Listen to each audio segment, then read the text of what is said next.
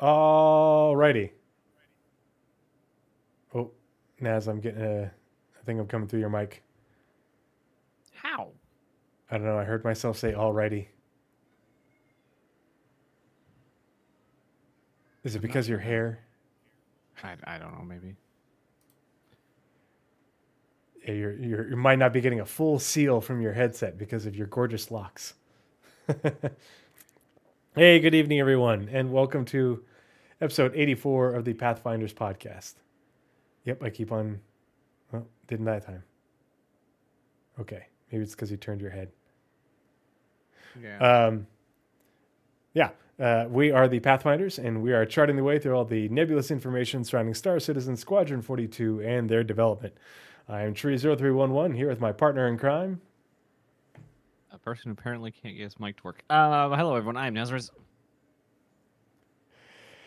And yeah, we're going to looking at a whole bunch of development stuff this evening. Um, Bernanchi, I made 2 streams in a row. Yeah, you're the early bird. You work early in the AM, so it's hard for you to be here late in the evening because we're in the same time zone. Hey, Blizzard07, good to see you. Yeah, and this is my second stream of today. Well, second podcast of the day. I was on Pathfinders. I was on Captain's Table earlier. And if Nice. you notice, if you can hear it, can you guys hear the music? Oh wait, no, I forgot to turn it on. What do you guys think? A little bit of background music, or no? Should I leave it on? I wanted to turn it on because I always have a little bit of background music playing. Because otherwise, if I'm running my air conditioner over there to keep the room comfortable, when it cycles up, there's like coil whine and it's not loud, but my mic just loves to pick it up and I don't like it. And so I was like, well, I can mask it with a little bit of music because that's what I do with my gameplay streams. And it's just a little bit of lo-fi music. So if you guys don't like it, let me know. I can turn it off. But that way to help mask the sound of my air conditioner in the background. So yeah, this evening we're going to cover the May 7th Roadmap Roundup. And of course, Alpha 4.1 is already out, but we're going to take a look at the patch watch because a lot of people sleep on the patch watch, and there's good things that show up in the patch watch that you might otherwise know about. And I can't tell you how many times I've talked to people and told them about something that came out and was highlighted in the patch watch, and they're like, "Oh my gosh, I wish I had known that."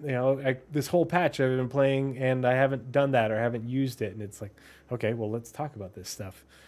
Then we'll quickly just highlight a content creator called the 5 Star because he does a series called the Shadow Patch Notes, which highlights things that are often in the patch notes and or don't even make it into the patch notes, but they're little changes and generally quality of life things that are worth knowing about.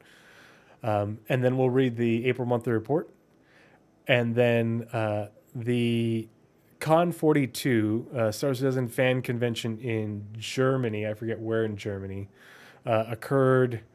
Um, uh, like 17. It started like 17 hours ago. It's like an 11-hour long stream. And there's a number of CIG interviews within the stream that had some really good information. I haven't listened to all of it, but a member of my community went through and found the timestamps for the different interview portions. So I'll share those with you guys. But if you saw the summary from Pipeline, there are inaccuracies because Pipeline, not only can they not read, but they can't listen either. Yeah. I'm Just wait till gonna, we figure out I can't type either. yeah. Socially Confused, I'll drop the link to the stream in chat right now. And then when we get to it, I'll drop the timestamp links because there's an interview with Will Weisbaum from the narrative team. Then there's an interview with just Jared. And then there's more interview like 4 hours later with Jared with Torsten. And if you remember, Torsten is the guy who's been working on engineering. One of the guys, one of the main guys working on engineering for a while now. So no accident that he was at this convention. A, it was in Germany, and that's where he's from. But B, when you read the pipeline summary and if you go watch the interview, you'll be like, oh, this is why the engineering guy was here and talking about wink, wink, nudge, nudge. So, without further ado, let's go ahead and change screens and we will get into the Roadmap Roundup. And we're going to provide a little context as we go, especially given as we're going through the Roadmap Roundup. I kind of like, when your teacher used to like be lecturing and they would like stomp their foot and be like, hey, this might be in the quiz, this might be in the test. Well, like I'll kind of do like that for some of these things where if you go listen to the interview and read the summaries, you'd be like, oh, this might be related to this, so there's some stuff to be excited about. Before we switch over, elephant in the room, the blades. Oh. Okay, so I have not been paying too close attention to Star Citizen as of late because they all combat all the time. And my gameplay is just not here, so I'm just kind of like checking out for a while, except for like this and Veg following it. Thanks, Kat. That definitely needed to be all over the floor. I thought we wanted blades. I thought we wanted customization. We do. It's the selling them bit that had everybody up in arms. Now, I assume the reason it is a problem is because you can't get them in-game for in-game money? That was I think the biggest things was they're selling them on the store, but you can't get them in-game. And it's not like, okay, you buy a pack that has like some guns you can slap on your ship, or you're buying FPS gear that you can get anywhere and doesn't give you any sort of advantage. I think it's these things can give you a tactical advantage, and they are paywalled because the only way you can get them right now is via real money, and they're selling them on the store versus making them be something you earn in game. Parts of it hold more water than others to me. Yeah.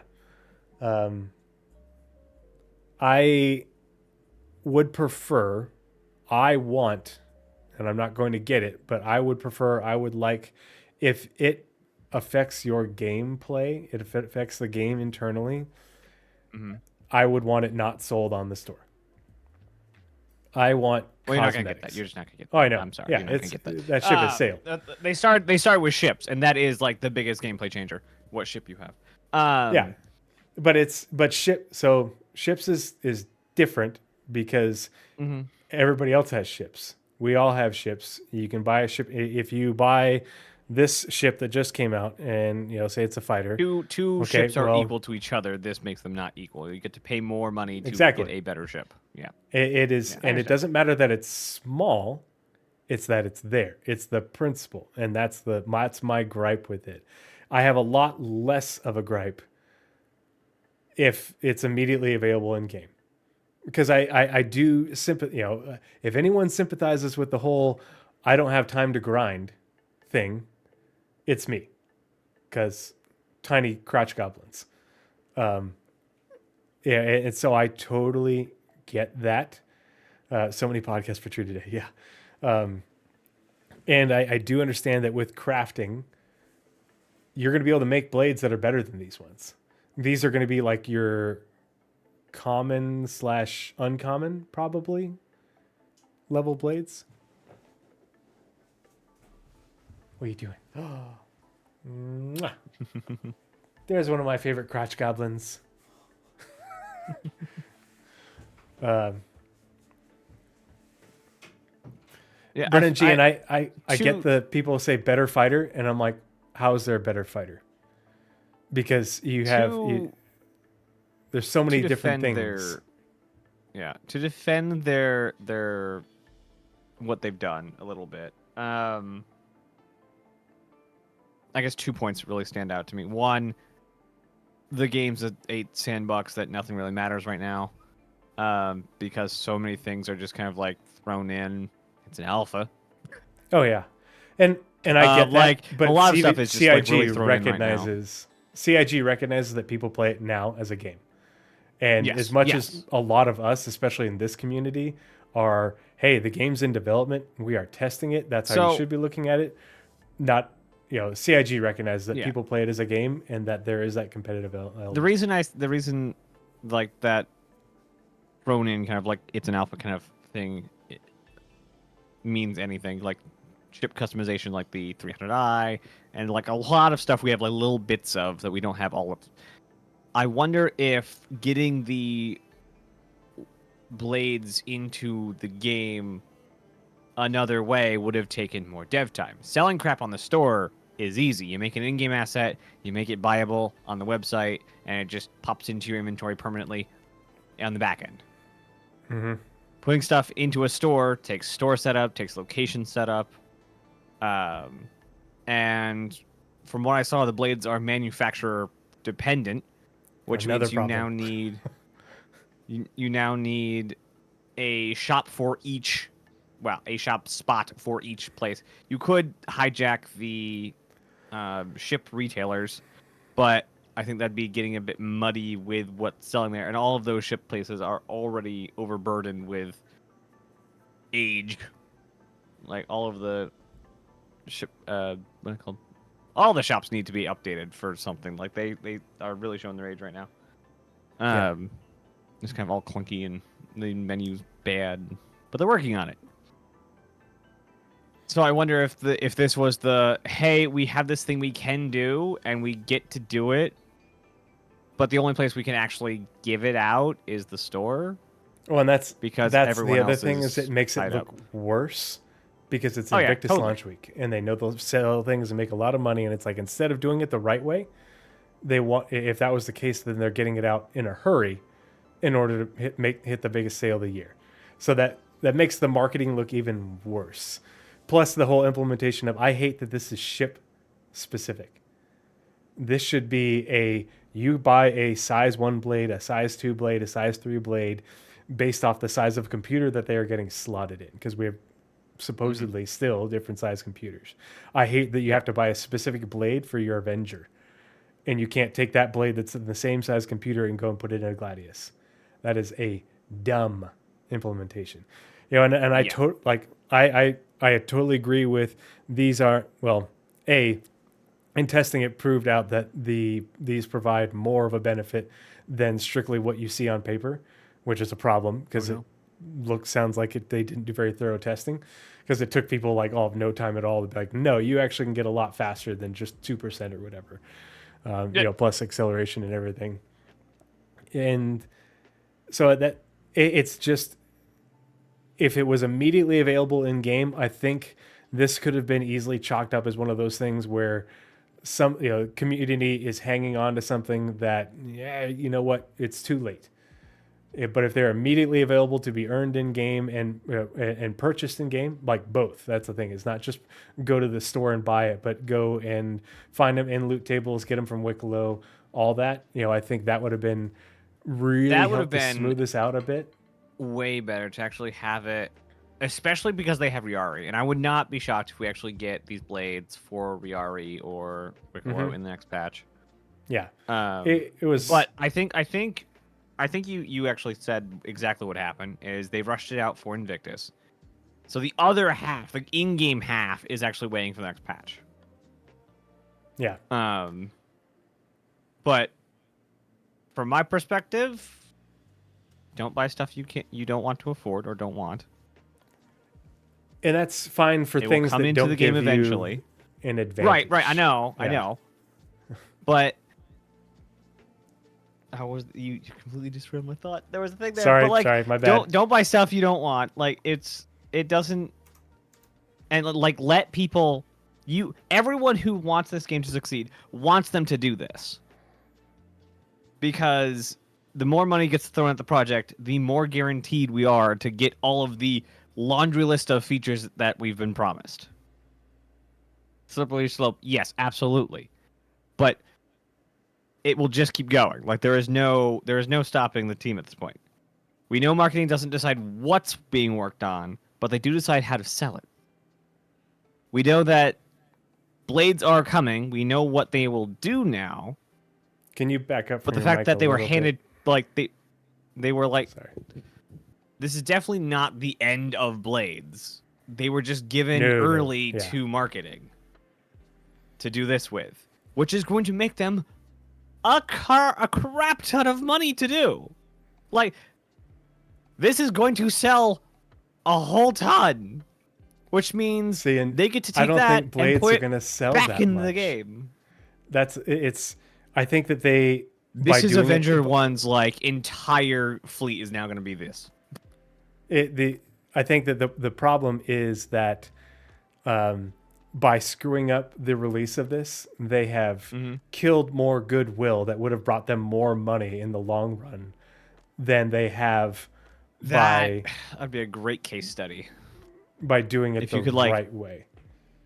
Because if they had immediately made them available in game, not only to buy with UEC but also earn from whatever, because that's everybody loves all the Wicklow stuff. Everybody's like, yay, I can earn things in game. It isn't just a matter of, did I get lucky with the loot table? It's I didn't have to, grind a bunch of UEC. I can go do gameplay. But yeah, they are a terrible value, and they sound like they're built specifically to scalp sweaty combat players. Mm-hmm. And I am absolutely here for that. Like, they are specifically designed because they're expensive, they don't really do all that much, and it's a timed exclusive, basically, that you can dump money into your ship for no good reason to get a numbers go up edge that will probably still not improve your skills. Mm-hmm. So, yeah, I'm here for it. It is the principle, and it is a slippery slope that we have to be watchful of, because the pledge store is already ships, and the pledge store should absolutely be customization options for aesthetics. And I hate that weapons and components are on there, but it's not that big of a deal because the weapons and components are in the game. And they don't give you an advantage. Did the same thing when they started selling, or the armor kits. Armor kits. Oh yeah, are you talking about horse armor? No, the Star Citizen ones. Nobody batted an eye at the horse armor. Nobody knew what happened when they released the horse armor. Well, and congratulations, that's the thing, Star Citizen is what happened.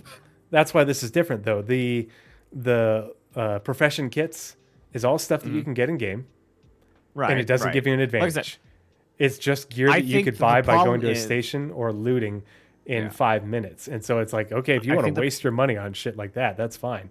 It doesn't give anyone an advantage. This does give you an advantage. And I wish they had said why it's only one, not the other, because I really do think it was because they didn't have the dev time to put them in the game. Yeah.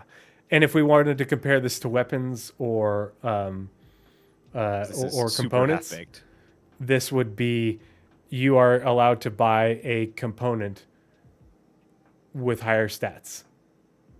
You are allowed to buy a ship with higher stats because that's what you're paying for. You are paying for better performance out of your ship. You'd be paying for better performance out of your weapon. It doesn't overheat as fast. It has more ammo. It has the projectiles go faster, so you're more accurate. Any one of those modifiers, which I'm sure we will see those things. I don't want to. I don't want to see them in. Yeah, that's the instant gray market they're going to make when crafting comes in. Yeah, that people like what Star Hangar are going to set up crafted item sales places, just like temporary the pledge advantage store on the Brennan. Temporary advantage that in no way outdoes skill in an alpha war points don't matter, except for this persists into 1.0 and people are buying an advantage. And even it doesn't matter that someone what you're buying, all this stuff makes it account bound. You can't say that in an alpha where points out matter, because this will matter forever. Yeah, but we'll get Yeah. the items in game before 1.0, so you can get the item in game before 1.0. Yeah, and they'll be available Allegedly. in game by then. But people are still paying money for a better performing thing.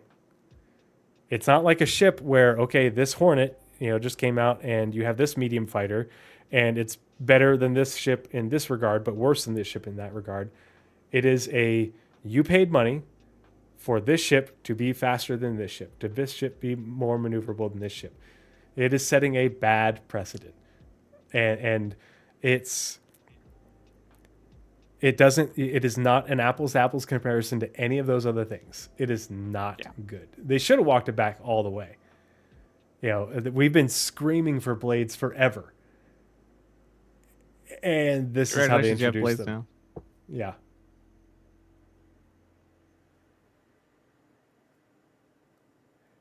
And Brennan, does it have any downsides? They do have downsides. That's the thing. Yeah, thank God they're not just a straight upside. Blades are not literally the same thing. It would be if you were saying that, okay, I can, buy the same ship, but this version is better than this version, and I can spend money that this person, can't earn this in game. At its base, this is a pay-to-win mechanic. Yeah, absolutely. You are paying for an unequivocal advantage. Even if it's small, it's still, that's the principle of the thing, and it's not good. Let's not even say you buy the same ship on the store. Let's say you buy just a starter ship. You just buy the game on the store, and then in game you get a Hornet or something. Well, I don't think they have Hornets version. A Gladius. And in game you buy a Gladius, and then you meet somebody who has roughly the same skill as you, or slightly worse, but they bought their Gladius with maneuverability blade or whatever. They will almost always win because they have the advantage on you because they bought the advantage over you. Even if they don't win, at its base, I agree. For an advantage. Pay to win. Yeah, it's a pay to win thing. Yeah, even if they don't win, yeah. It shouldn't be a thing that you can pay real money for out of game. And we don't want them to walk it back around this. Yeah. We don't have the install time. We don't have... I don't know if there are physical things you actually put in. If not, there will be a maintenance timer for adding and subtracting stuff to your ship, much like cargo timers for getting on and off cargo out of your ship. We don't have that. We don't have crafting, which means we can't make these or better. We don't have these in game. Like, there's a lot of stuff like this. Like I said when we started, like, this is a very throw something in because it's alpha. We can just do crap like this. And I think it was because of the Invictus sale. And I'm not sure who was in the meeting that said, yes, let's let marketing have this before the not gameplay, but like the mission people and the shop people. It is rather weird. Yeah, it's going to generate lots of money for them. I don't think they'll sell that much. And the other problem is they package them with skins. And so a lot of people bought them just to get the skin because the skin looks cool. But that's, it's like, I'm all for funding the game with microtransactions. Like, we did a 2-hour-long segment on microtransactions and all the customization options. I am absolutely for that. I think that this hurts the public image of Star Citizen far more, and in the end takes money away from them than what they would have made by selling these things. Especially in the year where they're making more money this year than they ever have before by adding content and improving playability and stability. There was no reason to do this. They're not hurting for money. They're having more people coming to the game. And so why would you burn the goodwill that you have been earning through this year's development strategy for a little bit of money on blades? When if you just say, hey, they're now finally in game and we're going to be adding more, you'd get more people playing the game and thus buying stuff by just releasing it as content. Like, that's what that's what that's what this is all about. You get people to play the game and they go buy this stuff on the store. That's, oh, okay, well, now I'm playing it and now I want that skin. I've earned these blades for this ship, and I'm partial to this ship, and now I'm going to buy blades for it because I like to fly this ship, in this way. Yeah, there was absolutely, and that's the problem is you can make all the arguments why this is not that bad. You can minimize those arguments, but there isn't an argument for why it's good. This was not necessary. We wanted blades. Give us blades. Put them in game. Let us earn them. Give us the content. People, when exposed to content, people spend money. Yeah, and we've seen that over this year. And with the only argument that I could come up with being it's going to make them money, they already had money. So that's a void argument because they were already getting more money. And the Idris just came out. They didn't need to do this, like you said. This is going to be a record-breaking Invictus launch week, and the blades are a drop in the bucket compared to the Idris. I mean, holy fuck! Not just like in price, but also in like. But this will tarnish this Invictus for sure. Yeah. Only because it's early release. Yep. It didn't need to happen. And I'm not going to be hyperbolic about it because I don't think this is going to lead to them selling the thing, walking back on what they said about crafting, and like they were very clear that the crafting things will be better. You'll be able to craft better things than you can buy in the game. Or on the site. Because even these blades, if you craft these blades, you have the potential to craft these blades better. Even if you're buying or crafting the same blade as here on the store. Because quality is a thing. Love that so much. Yeah. It's not even different tier. Just the quality of materials can get a better blade. Anyway, so CIG shooting themselves in the foot with the Idris railgun or laser or torpedoes, pick your poison, for no reason. Whether you don't think it's as bad or not, it isn't good or necessary. And that's my biggest issue for it is like, we didn't need this problem. We were on a roll, motherfuckers, and CIG needs the goodwill. CIG needs the good PR to draw more players in and get player. Yeah. Oh yeah. Bomb racks, another problem.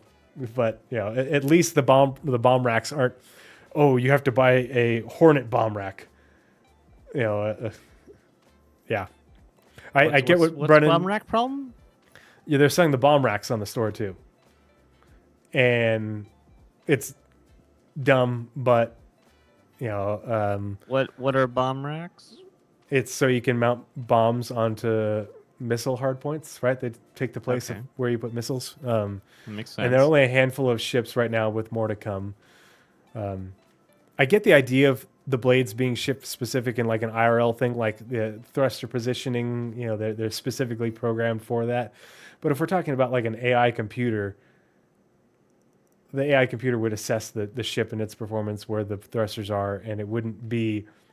I don't. It also think makes it'd be sense, manufacturer specific for or a lot model. of gamification.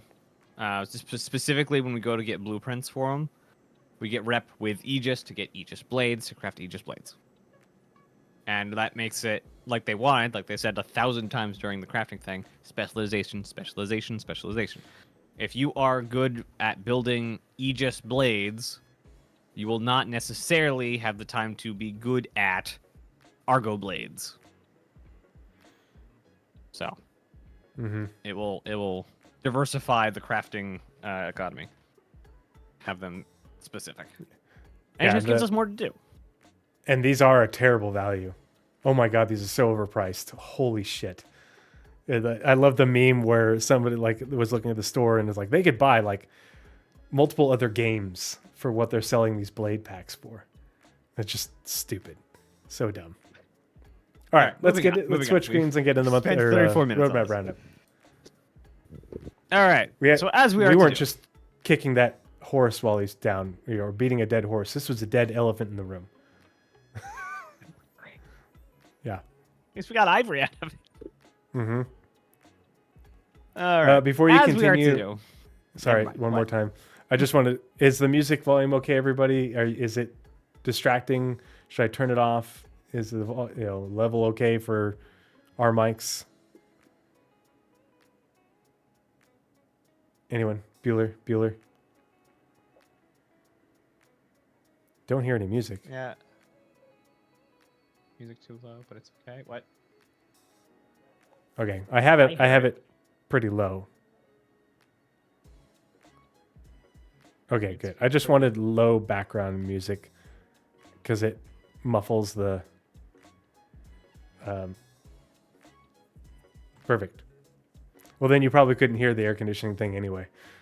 It's more of a when I'm listening to the VOD afterwards, I can hear the air conditioning thing because I have to have it turned up. Because old. We good now? Yep, we're good. All right. Part of the crew.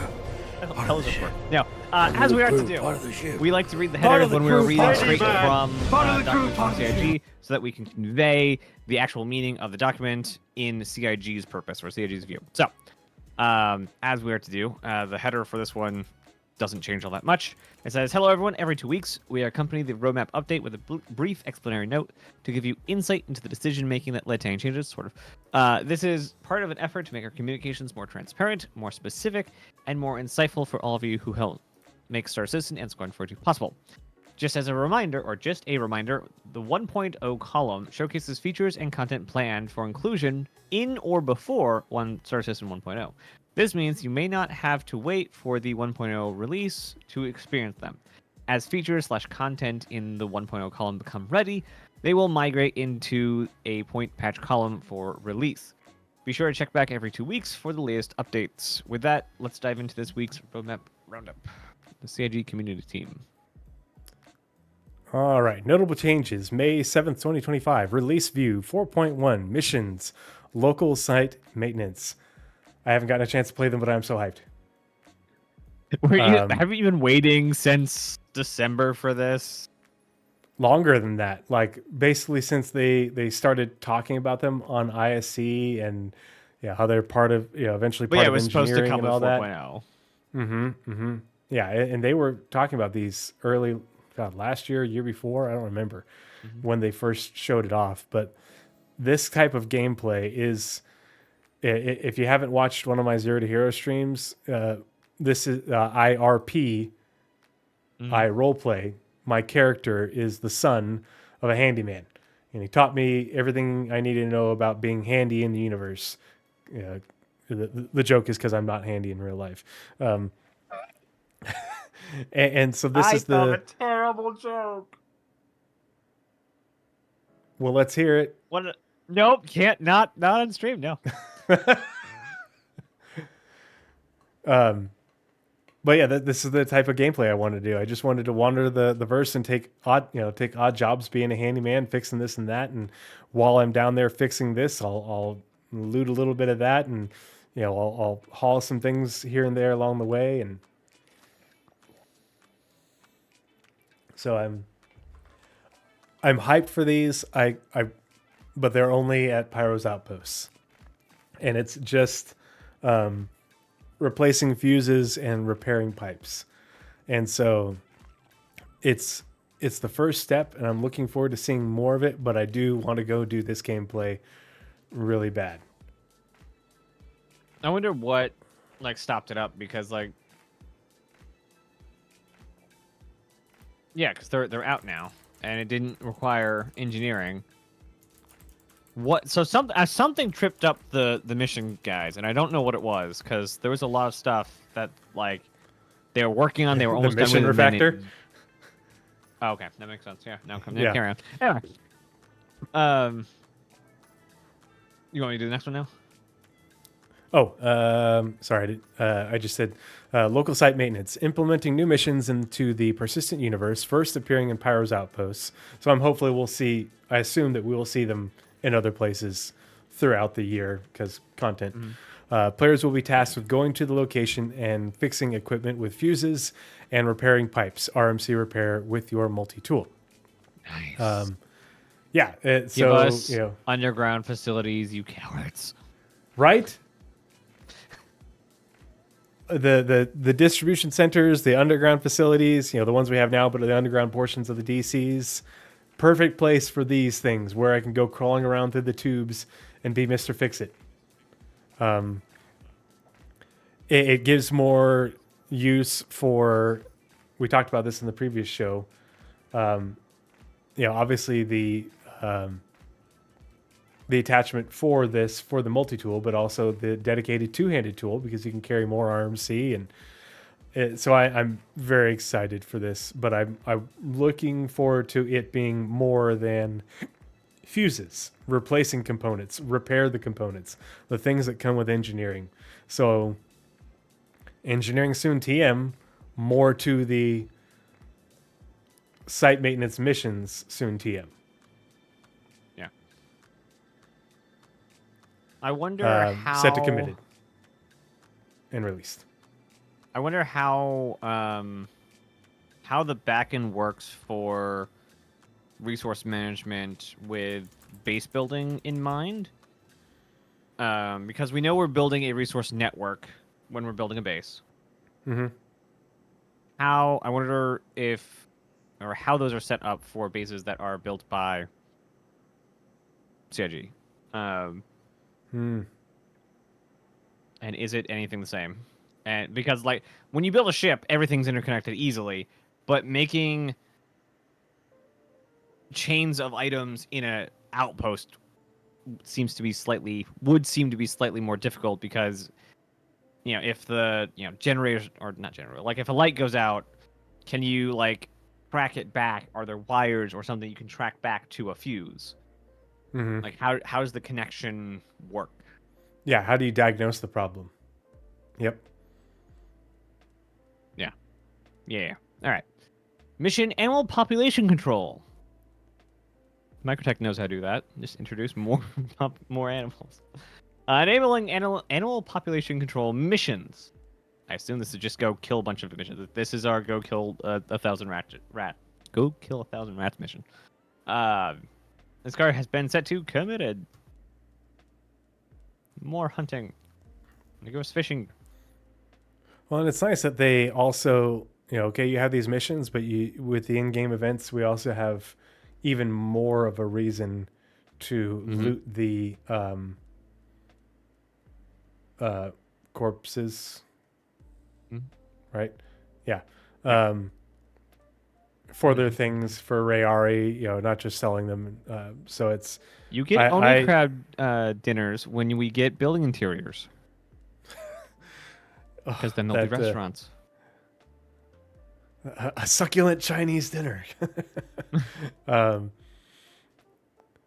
So yeah, I like it when we have content that complements content. So you can get a mission to go do the job. You get paid for the mission, but you can also take the resources that you find from the job or other things that you find while you're doing that content to go do something else. Like it's a circle. It never ends. Yeah. Yeah.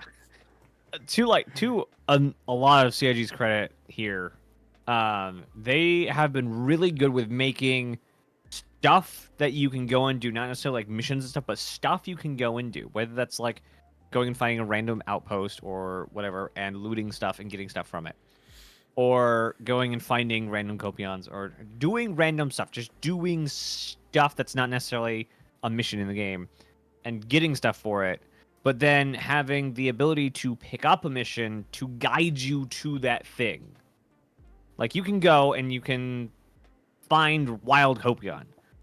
A lot of people probably really like that. It feels more like a hunting exploration thing. But there's also a lot of people who don't want to spend the half an hour or so finding them. They just want a jump marker. So I was watching them the stream have when you were a jump marker. Yeah. Or like I love just... doing it. I will probably never do that for like finding resources, because I really did like doing it manually. That was great. But like how on other games, like they give you sort of an area to go look. Mm-hmm. Like the Microtech game wardens have spotted them in this area. Yeah.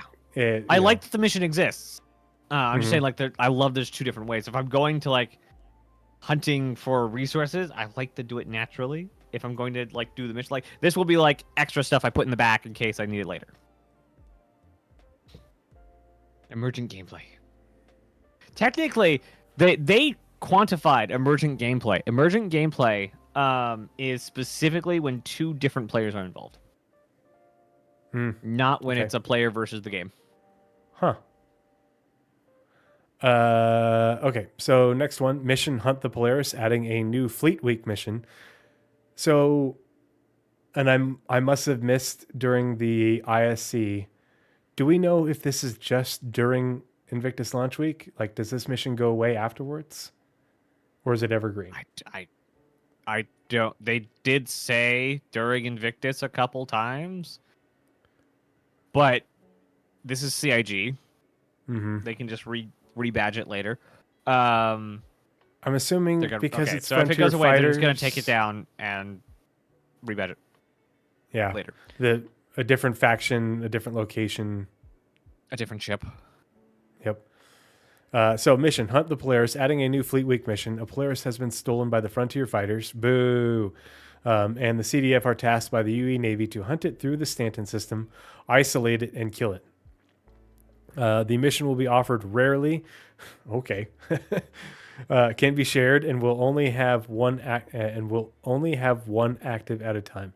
Once completed, a temporary stand-in reward will be given.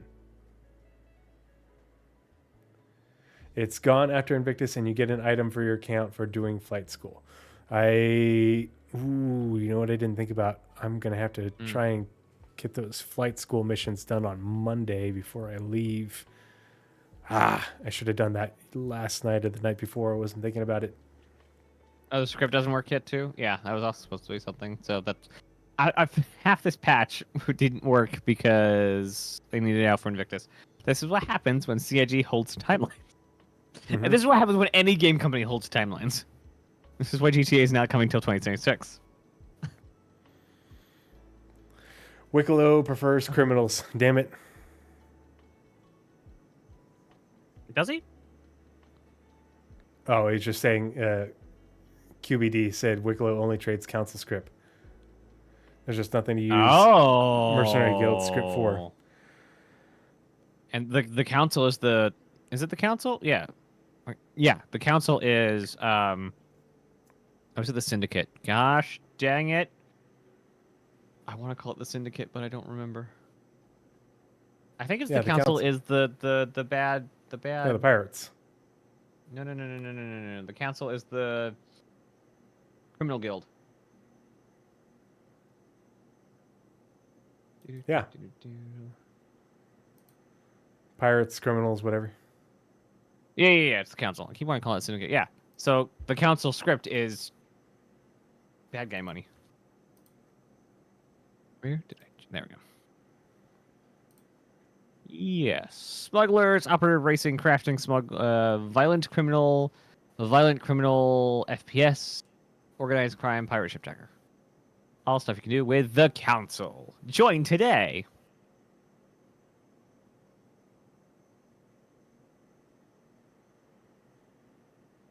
Interesting.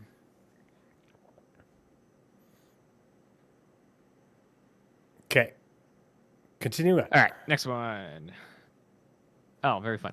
Hairstyles, new hairstyles. 4.11 added four additional hairstyles for update 4.11. This card has been set to commit. Why did they put in 4 hairstyles? Why is that a card? That's one of those things that just should be in the patch watch. Yeah. That's not cool. Thanks. Oh, okay. Also, I have a pet peeve with their hair thing. It is so hard because now we have so many to actually like see them and to like compare them. They need to find a way to break up the list into like categories or some way of either filtering sorting. or sorting or ways to like manipulate the hair like they do with the faces. Like you don't actually move the face, you actually just swap between bits of face. So maybe they could have a couple little gizmos on the hair, and you could say, hey, I actually want longer hair, and we'll snap to a longer hair. something. There's a lot right now, and going through all of them because the icons do not really show what they are very well. Mm-hmm. All right, your turn. I forgot to share my screen to you. One sec. I am sharing it now. There we go. That's better. All right. Volt SMG Quartz. I got killed by this last night. I was impressed. I died fast in heavy armor to this thing. I got murked quick. So it is lethal. So a compact yet devastating firearm designed for those who need maximum firepower in a minimal frame. This card has been set to committed. But yeah, it like I went from up and getting on target to red and downed in no time flat, and I was wearing ADP heavy armor, so it is not. It might be a little bit OP, but the range, like in a CQB environment, with short range, like this thing is, whoa. Might be overtuned a little bit. I'm not sure what the downsides are to it in terms of like ammo or like how long of a firing time you have. But if it's as dominating in CQB as a shotgun. Right. Next. All right. Component balance paths. There we go. Balancing ship components and shield generators based on their class type. Card has been set to committed. This will continue into many patches until we, but there's a lot of changes, and it's almost like they just told us about all the components recently, and we covered that, and engineering's coming soon, like we've been saying. I assume, was this mostly shield generators? It says components and shield generators. Because they've been doing this, like they've been constantly tweaking and balancing a lot of components over the past couple of years as they move towards engineering and into this new class system or refined class system. Wicklow's special ships, adding the following special ships to Wicklow's Emporium: the Misk Starlancer Max, Aegis Saber Firebird, Aegis Saber Peregrine, RSI Zeus ES, NCL.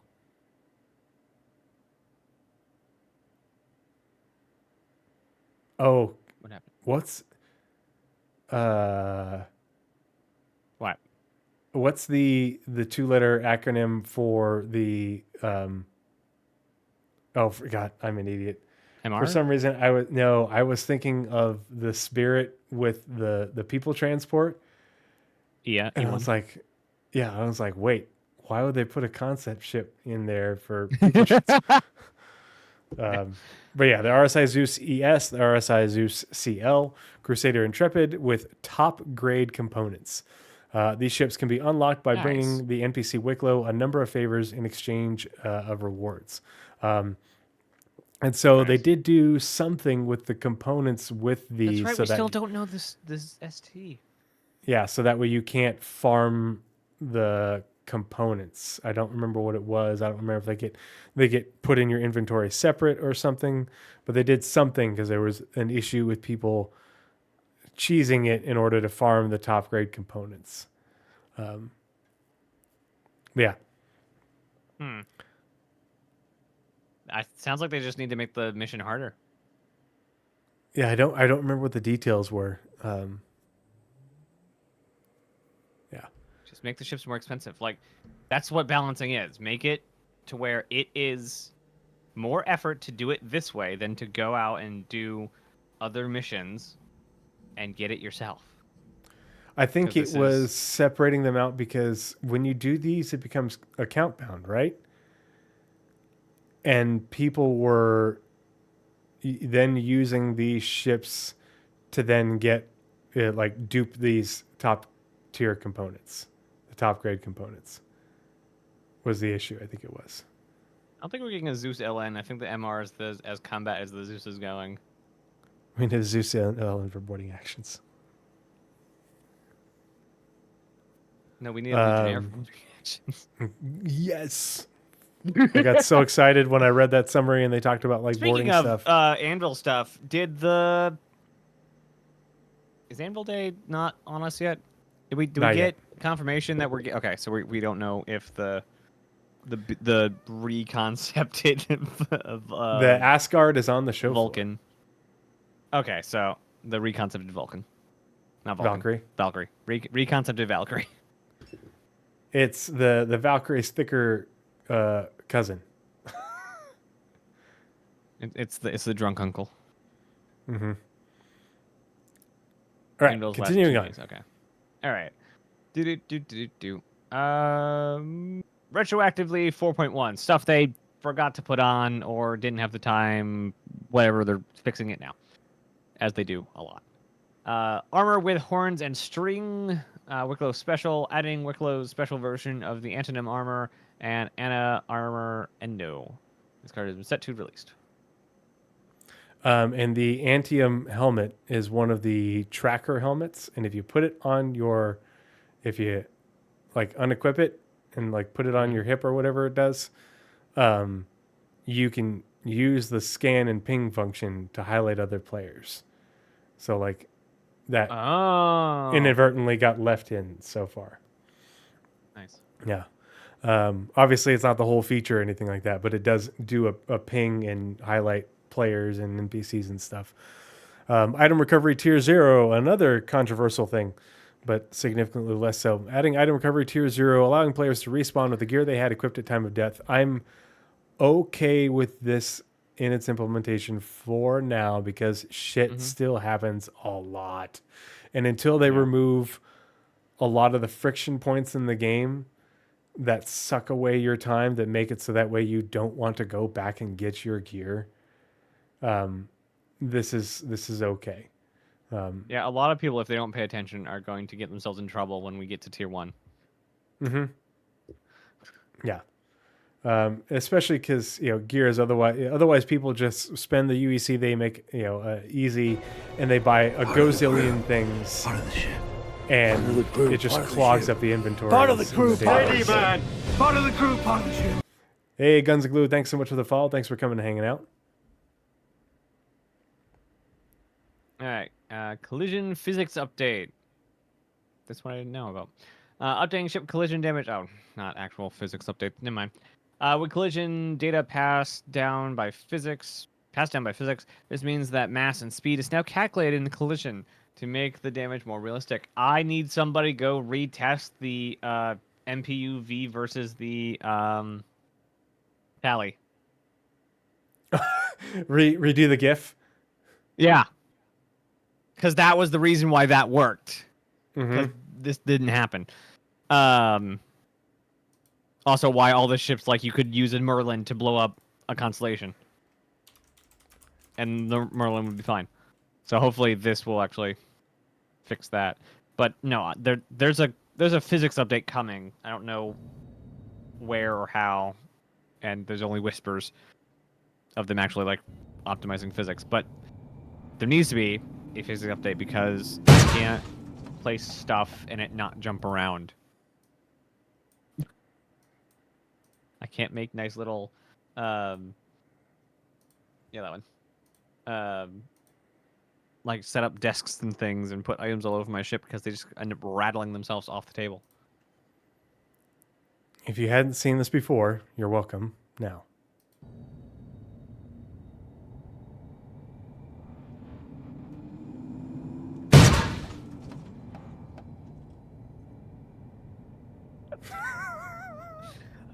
It's so good. It's so It's good. adorable. This was supposed to make it so that way you wouldn't go kaboom if you bumped into something at like relatively low speeds, or even not that high of a speed, or you would take damage but you wouldn't go kaboom. It still needs some work because I bumped into an asteroid at about 40 meters per second in my Hornet, and went kabalooey in the middle of a mission. Oh jeez. So it definitely needs some work, and I don't think it's going to be all there until we get Maelstrom. Because that collision definitely shouldn't have caused me to go kaboom, because I was side strafing. You can only go so fast. And I side strafed into an asteroid, and kablamo.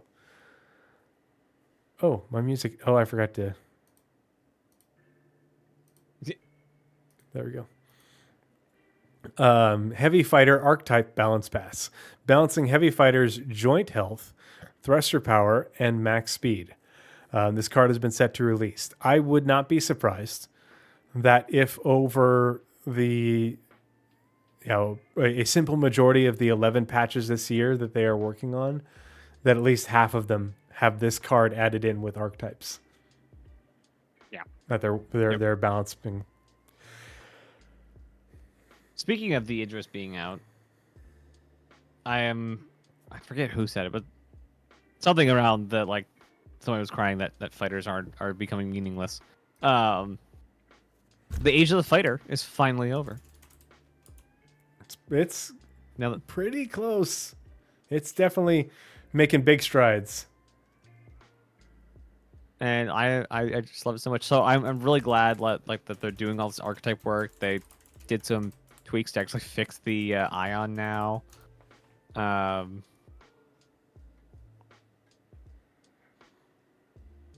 So yeah, I think it's really cool. Though I wish that the different fighter archetypes or weight classes of fighter archetypes would feel a bit more different.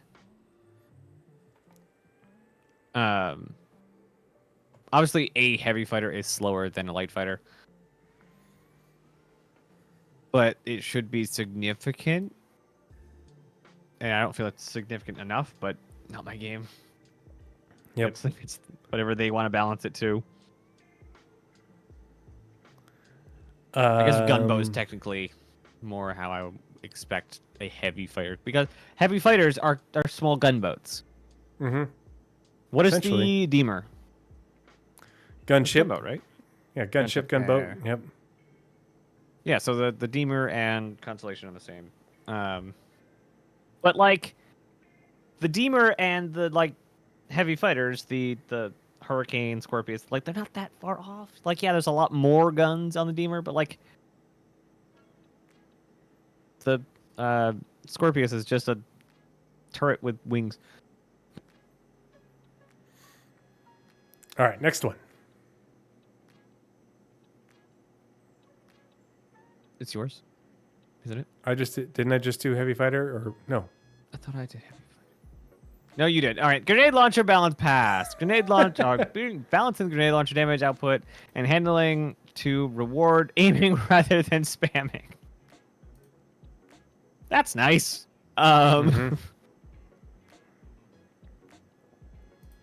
So someone needs to test this, and I wish I had a channel that actually tested. Guard. Yeah, just the grenade launcher. This is a lot. All of these balance passes should have been just patch watch stuff. Yep. I don't know why this is on the roadmap. This is not roadmap stuff. Whatever. Anyway, I wish I knew somebody who did weapon testing in Star Citizen, and I want them to test what's more effective, the grenade launcher or actually just chucking grenades. Because I saw somebody trying to use it in one of I think it was a contested zone, and they wasted 2 or 3 clips and nothing happened. Chuck a grenade, they explode bigger. Mm-hmm. Because of different this is the second patch, I'm pretty sure. Maybe it was this one that they nerfed it with. Anyway, next. Ships and vehicles update. Updating the Caterpillar's side elevators to improve its cargo management. Hooray! I don't think only a it's half all hooray. the way there. Yeah, it's not all the way there. It's better. So instead of having the only straight out or in, we now have the ground or in. Mm-hmm. We lost the Caterpillar plus decks. Yeah, it should have a 3 position. Yeah. Yep. which we have stuff that does that. I don't know why they didn't just do that. Like what? This doesn't help. Mm-hmm. Because you can't use them as little freight elevators. So you still have the problem of you have to go straight from the ground to the ship. You used to have a little ledge so you could set stuff on. Yeah, crew spoke about it on the Q&A, and it needs completely new feature work to be enabled. So this is a Band-Aid. Yep. Elevators only have 2 states. They shouldn't have been done. 3 states need a redo. Then how'd they get it for... Well, that's the thing. For, like, elevators we have elevators with multiple states, multiple positions. Yeah. So how does this one not have... I don't know if it's because it has... Maybe they don't have 2 different animation states, or like they're either open or they're closed. I don't know. Well, the Corsair has 3 states. Mm-hmm. Yeah. Well, it has roof, inside, ground, and each of those have bespoke animations to each of them. And the Carrack just has like different floors. Yeah. But like the Corsair has animations for each door differently. I don't know, man.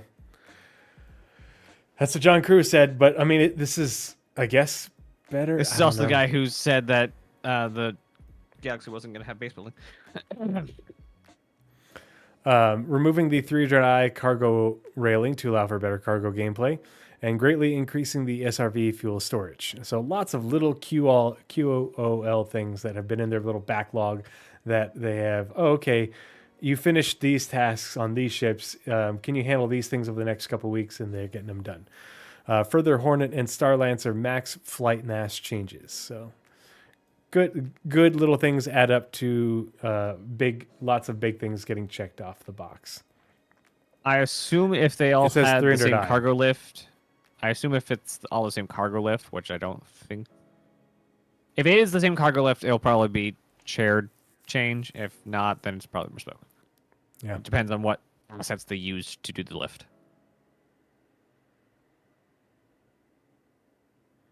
All right, almost there. Ship turret update.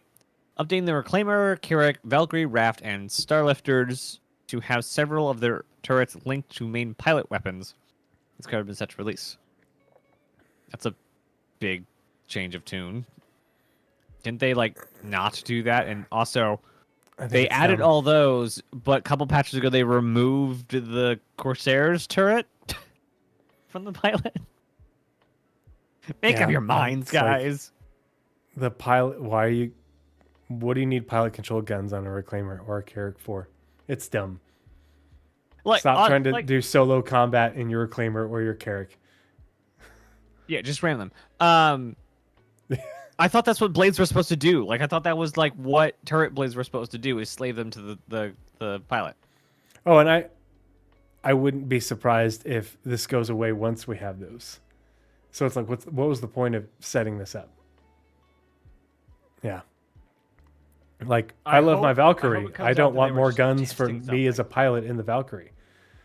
Yeah. That, like, I don't know how else to explain this to people, but if you are a pilot in a non-combat, ship, you're doing a support role ship, if you are trying to line up weapons on a target on your big ungainly support non-combat ship, you are doing it wrong. You're missing something, and it's going to get you killed. Like, do your fucking job. Fly the right ship for the for the gameplay. Yeah. Was that you or was that me? What? Yeah, that was you. Wicklow special ships. Adding the following special ships to Wicklow's Emporium: F8C, F8 War, whatever that means. Sneak War. F8C, Sneak, F8 War. I assume so. RSI Solaris, RSI Scorpius, Constellation Taurus, Mirai Guardian, Crusader Su-1 Spirit with top grade components. These ships can be unlocked by bringing the NPC Wicklow a number of favors in exchange of rewards. Woot. All right, now for the part that I really hate. there are several things I have problems with for this. Okay, so first I'm going to read the top bit. Progress tracker. We made a few additions to the progress tracker, which can be reviewed below. Just a reminder: when the progress tracker or when progress on deliverables is marked as complete, it doesn't necessarily mean it is ready for release. It may still require downstream support to transition to another team for further work or additional steps before completion. AKA, when the bar is over, doesn't mean it's done. However, when the bar is done, it does very likely mean it's done. We normally get features before the bar is done. So if we pass the end of the bar on the progress tracker and it's not out, there is definitely work that has not been assigned yet, is what that means. You will almost always, get the feature before the bar ends. So like it says, downstream support, transition to another team or further work. So how they assign stuff, the bar will end, but then 3 to 6 months later, the bar will just jump across to the current time because now that work that had been needed, the workload was freed up, and so they can assign it then to a team. However, redacted. I'm just going to read through these. Sandbox activity, redacted, sandbox location. Gonna skip that one. Redacted vehicle, redacted. Why do you don't put these on there? There's no reason for these to be on there. This doesn't do anything for anyone. Because we know from Jake talking about how they worked on the progress tracker that you have to recreate the cards when you do this. When you unredact these, you have to recreate the card. So these aren't placeholders that they just update. Yep. This is so stupid. Anyway, the one that actually had me interested because it was the only thing with anything in here, a radiation gameplay. Can you do me a favor for stream? Mm-hmm. Go to the progress tracker and look up radiation gameplay.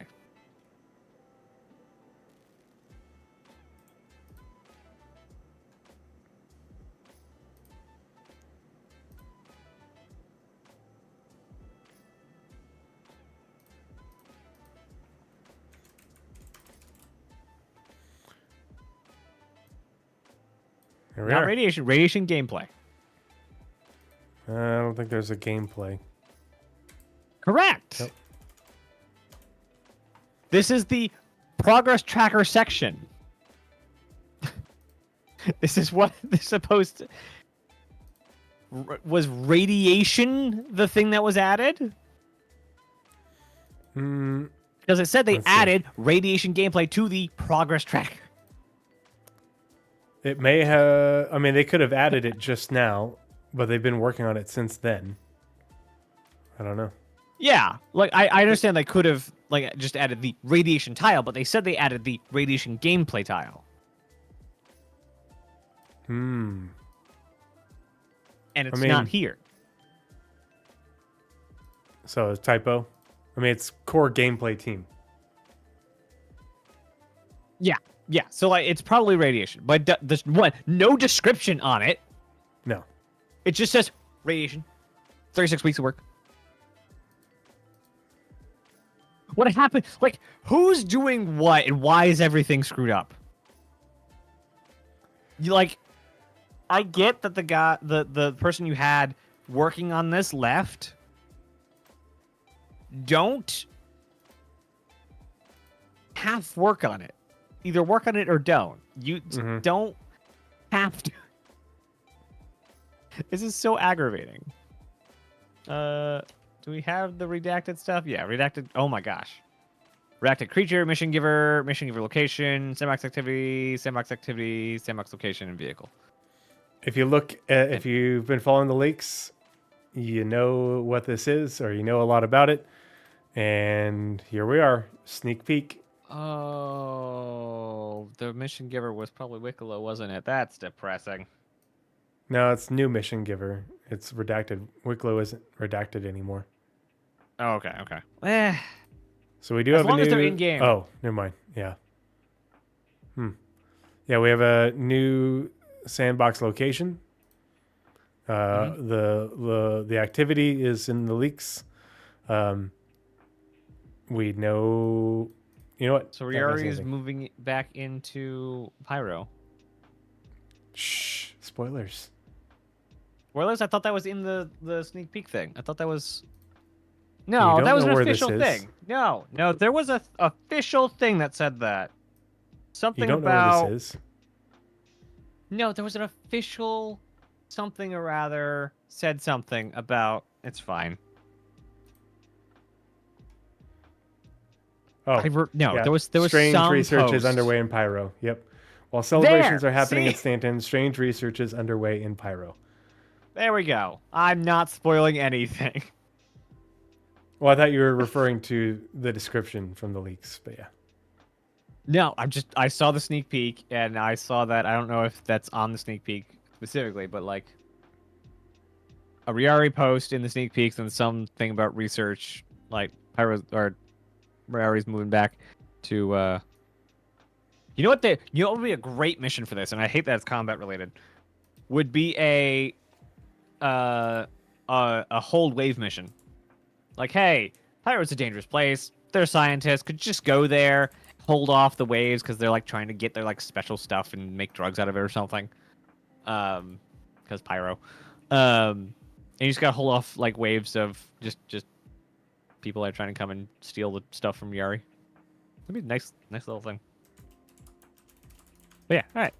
That's the Roadmap Roundup. All right. We're gonna do a quick transition for screens so I can have a little neat timestamp for myself. Clearly aligned with CFP. See, that's the thing about CFP and courting corporations is CFP is using corporations to get money and to get leverage in, we'll call it civilized space, to use their platforms, the corporations' platforms, to get to people and to talk about what their thing is. And the corporations are then in turn using CFP to, like you said, exploit the resources without government oversight. And it will eventually turn out worse for CFP because corporations always win like that. But like, I really hate when everyone's like, they're just Hurston like puppets. They're not. They're everyone's puppets as long as you give them money. But their mission is humanitarian. Just they're gonna get really bit in the back when that conflicts with a company that they've been working with. There's no such like thing as Hurston. free money. There's no such thing as Everything free comes money. with strings attached. Yeah. No vindication, that's, Blizzrad. No. No, the wild conspiracy theory that you were talking about the other day is not what Naz is saying at all. What's the conspiracy theory? Oh my gosh, it was just nuts.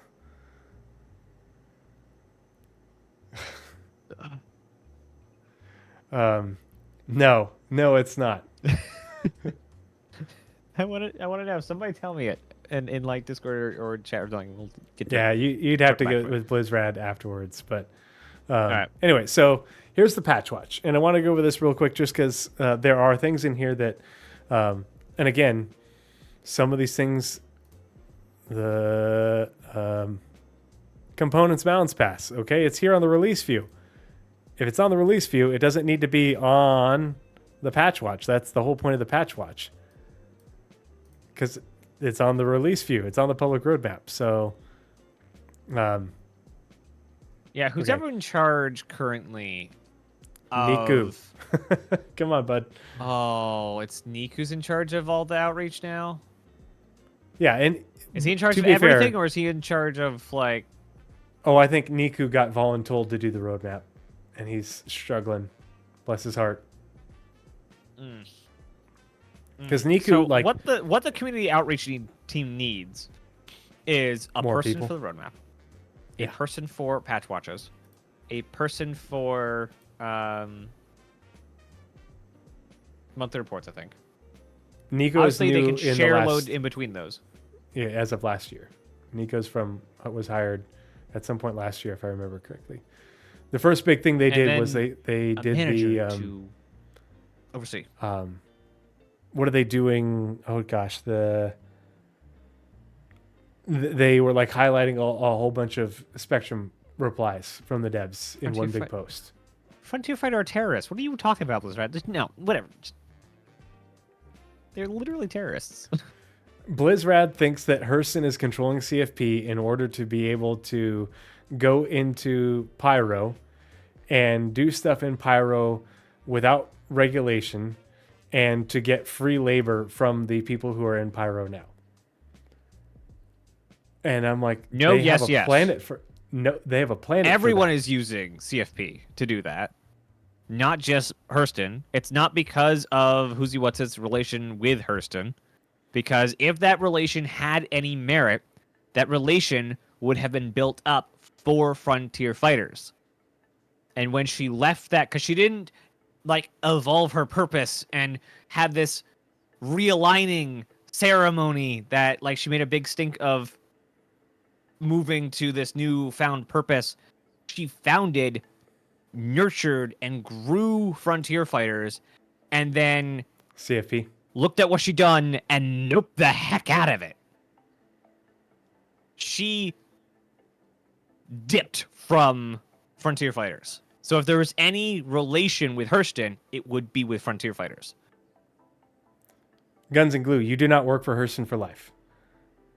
That is not what the contracts say. There are people who can get into those contracts, but not everybody is in those contracts. Yeah, and Hurston can terminate the voice line contracts. specifically about those. Like if you listen, I don't know if they're still in the game, but they are available. Mm-hmm. It never said you are on Hurston. You must pick up this. Go to your local Hurston admin store. Everybody that works for Hurston isn't in a work-life contract, and work-life contract or life-work contract doesn't mean you work for Hurston for life. It means you work for them. And part of your compensation is housing, healthcare, all that stuff. You're in a company town. It is a predatory contract, but how predatory it is depends on how much you need from Hurston. Does that make sense? Like if you have nothing and you are so far down on your luck that you have nothing and Hurston has to provide everything for you, yeah, you're going to be in that contract for a long time. But people get out of their there's examples in the lore of people getting out of the contracts. That's not everybody. She was an accountant. She wasn't a minor. And to Paul's credit, though, like he actually has a really good point with like the moons of Hurston are named after accountants. So, or some of them are. Something was named after accountants. Like some of the accountants in Hurston have a lot of power. However, they're membered of. Think of it from a narrative point of view. Somebody who came from money and did a humanitarian thing, or left and did humanitarian thing. Like it doesn't.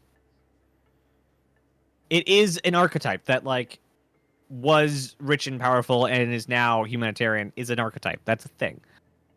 And also like it's a string that can pull. I bet eventually they will actually confirm or deny that conspiracy theory specifically, because there are narrative things they need to do with CFP, and CFP is going to become a regular occurrence for a lot of the systems, because it's not just Pyro.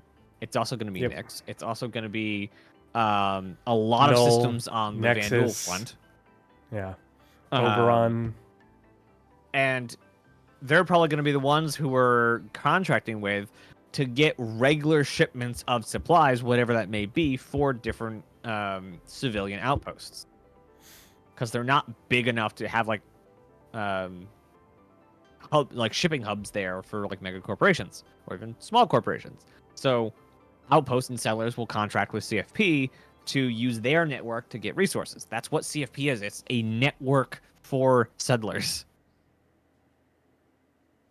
Like very few people actually like have the ability to influence what CFP is doing. Like, yes, they have militia and they have like they're trying to like clean up Pyro, but like that's really what they're trying to do is clean up Pyro. But they're also working in other systems to just be a network backbone to like give you like your drinking water. It's a you scratch my back, I scratch yours. Hurston and Crusader and ArcCore and Microtech all win by CFP going into Pyro and distracting, and occupying the headhunters rather than headhunters coming into Stanton. They also benefit from the escalation of Pyro because they're not getting any money out of Pyro if it's all everyone shooting each other in the face. If there are more people to buy goods and more goods flowing in, more money for the companies. Yeah. It's, but the whole, well, there's no regulation in Pyro. There's no regulation on Hurston. Hurston didn't suddenly become ethical and say, well, these people are protesting us, so we're going to stop doing what we've been doing on the planet that we fucking own, that we paid good money for, just to pick up shop and start all over again in Pyro. Like that's the most not bad corporation thing ever. Hurston lives by the creed that built the Idris, and if you don't know what that means, go look up the history of the Idris. Yeah. It wasn't built for defense at all. Yeah. All right. Are we reading through this? How we covering this thing?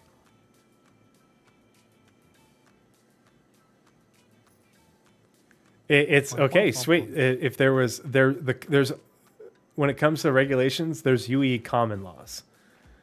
And as far as we know, the UE common laws are mostly like thou shalt not murder. They're the common law. It's not like common law is you shouldn't murder without reason of self-defense. Yeah, it's the UAE is not a heavy federal government thing. Like a lot of that stuff is essentially in the UAE. You have a lot more states' rights going on than you do in like the US, because each planet is its own nation state.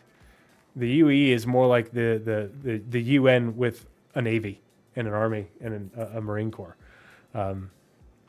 It's the sci-fi UN, which when the UN gets like all the power and they're like, oh, instead of all of you having militaries and being able to fight amongst yourselves, we'll take the militaries and we'll use it to squish those who go against the creed of all the nations.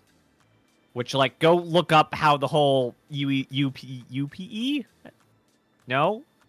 Was it UPE when it started? Or was there there's UNE, United Nations of Earth, and then UPE, United Planets of Earth. Yeah, okay, so there were, yeah. Go look up how the UNE started and all the horrible, horrible, horrible things they did back then to get to where they are now and having the power. Yeah. I think Star Citizen's been really good at holding the sci-fi torch in that kind of like what's prophetic kind of sci-fi. Mm-hmm. Or like, anyway, hey, long tangent. Things are going, or these things could happen in reality very soon. Yeah. Let's get to the patch watch. Naz, if you want to read the intro, and then I'll start us off with refineries. Patch watch 4.1.1 dash patch watch. It's the little things. ... Hello, everyone. Welcome to another patch watch. These posts shine a light on upcoming features, improvements, and fixes that may not appear on the public roadmap, except a lot of them did because for some reason they copied them, but are updates we believe you'll find valuable. Currently, Alpha 4.1.1 is in testing across all PTU waves and is gearing up for its imminent live release. So let's dive into some of the additional bits coming your way. All right, refinery. So I was glad to see this for all the mining people, because this is a pretty substantial quality of life update for them. We made a number of targeted improvements to the mining gameplay loop in Alpha 4.1.1, and also this will lead into crafting and base building. And so I think that's why this stuff is coming in. And there's more to this when we get to we're not going to cover the interviews, but I'll put the links to them from Con 42. But there's been talk about there's talk about updates to refinery gameplay at the refineries beyond this, and it's leading into crafting and base building. So this is good. Now, I have a besides just quality of life. The first image Last I heard this of guy? this, yes, that wasn't what was in game. Did they sense? Is that in live? Yep. So they don't clip anymore.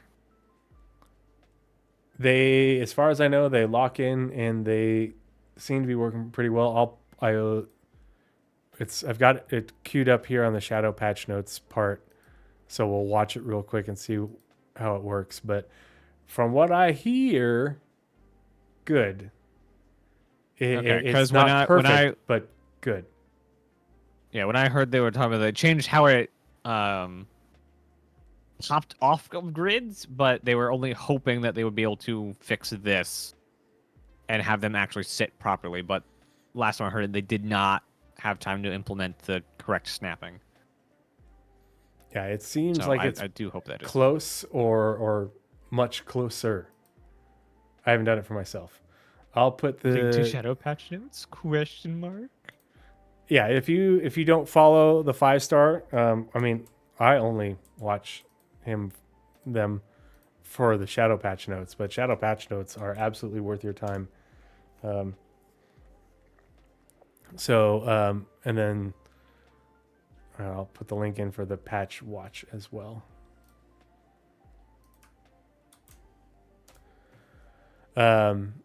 Including adjusting mining lasers and their modules, improving difficulty scaling, better mineable distribution for FPS and vehicle mining. Yay, can't wait. I'm looking forward to doing, because that's the other gameplay I do for Zero to Hero is FPS mining.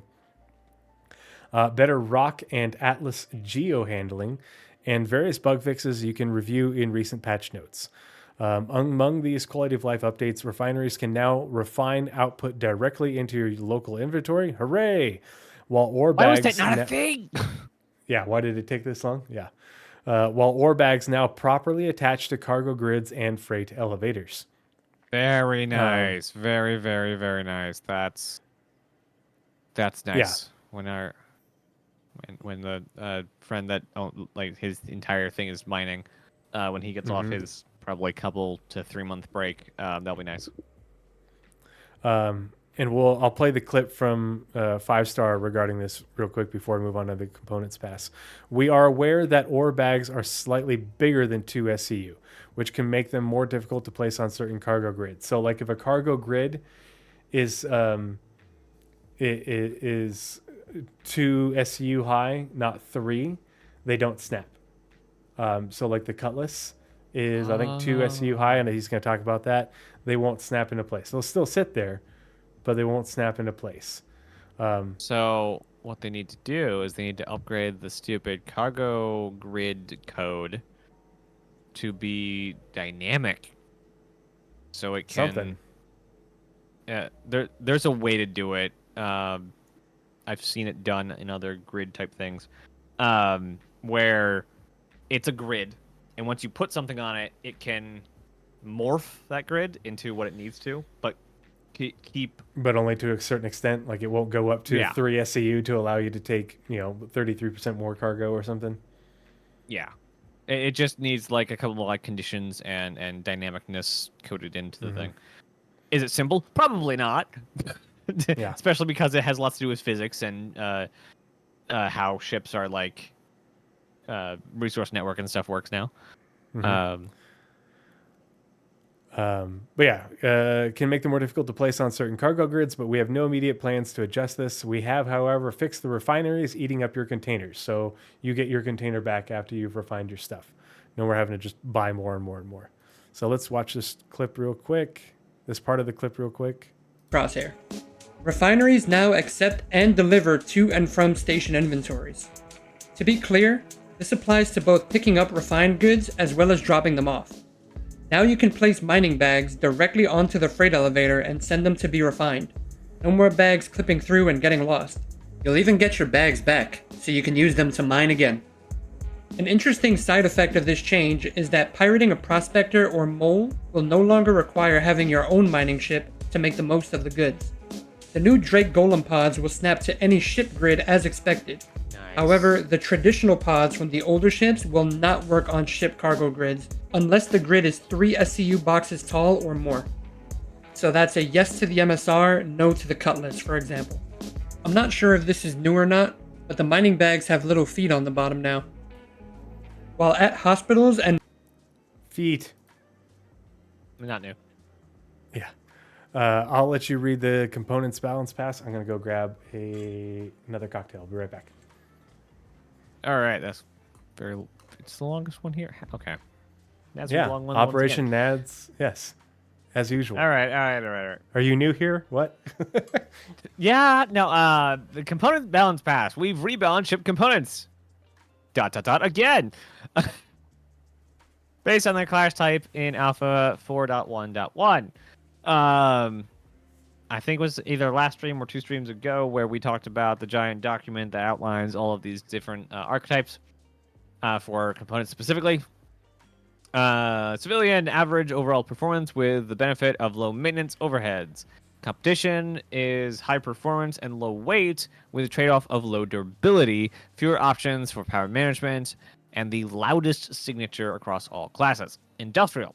Although heavy and power hungry, the class excels in durability and heat management and also has low maintenance costs. So it's basically a heavy civilian. Military, extremely durable and highly configurable, with the highest output of any class at the cost of significant signature imminence and power consumption. So configurability, question mark, I don't know exactly what that is currently.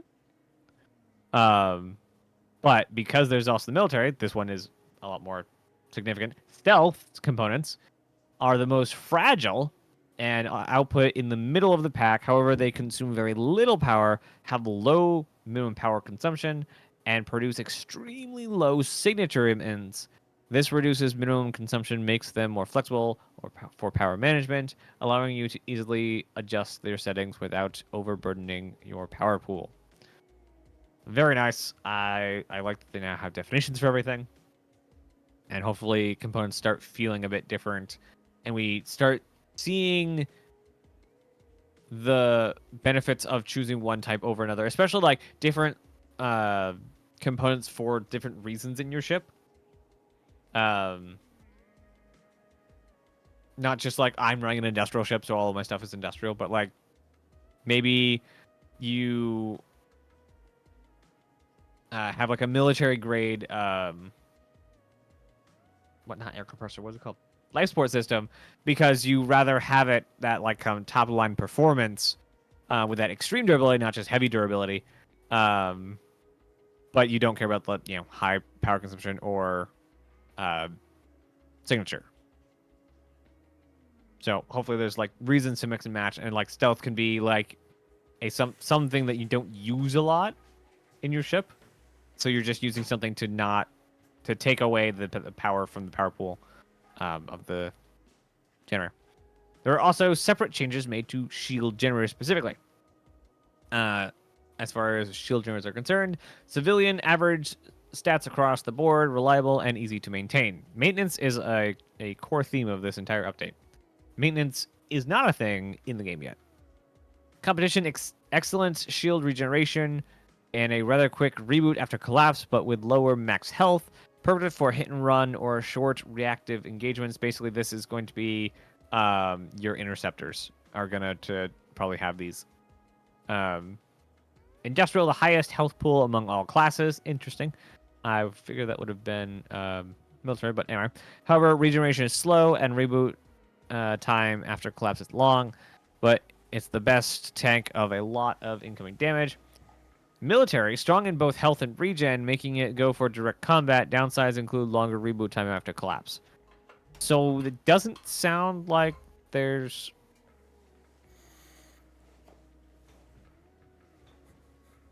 doesn't sound like there's a lot of difference after. I guess the difference between industrial and military is the regen. Like it regens strong on military, but the regen is slow on industrial. But like, Yep.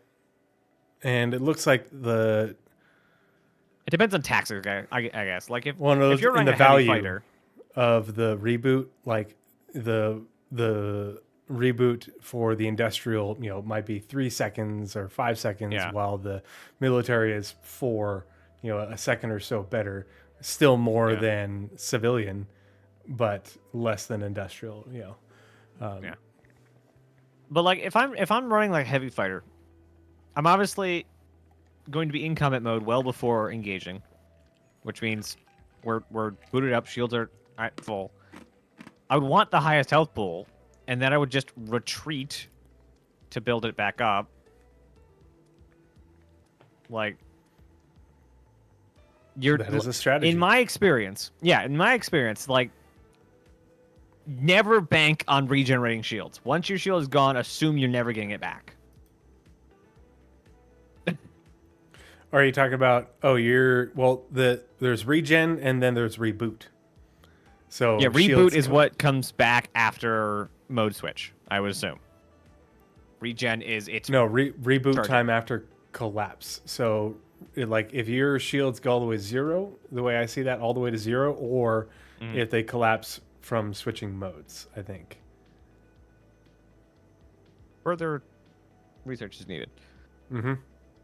And then finally, the lowest health and regen rate, but reboots extremely quickly. Great for skirmishes or situations where you need to get out fast. That's actually really cool that's the stealth thing. It's the crap, shields. Just so you can have it for 2 seconds of extra life before you explode. Yeah. I like that a lot. Well, and Because I imagine your shields are gonna really increase your signature, so you turn your shields off. Yeah, that's exactly what I was thinking. And then when you turn them back on.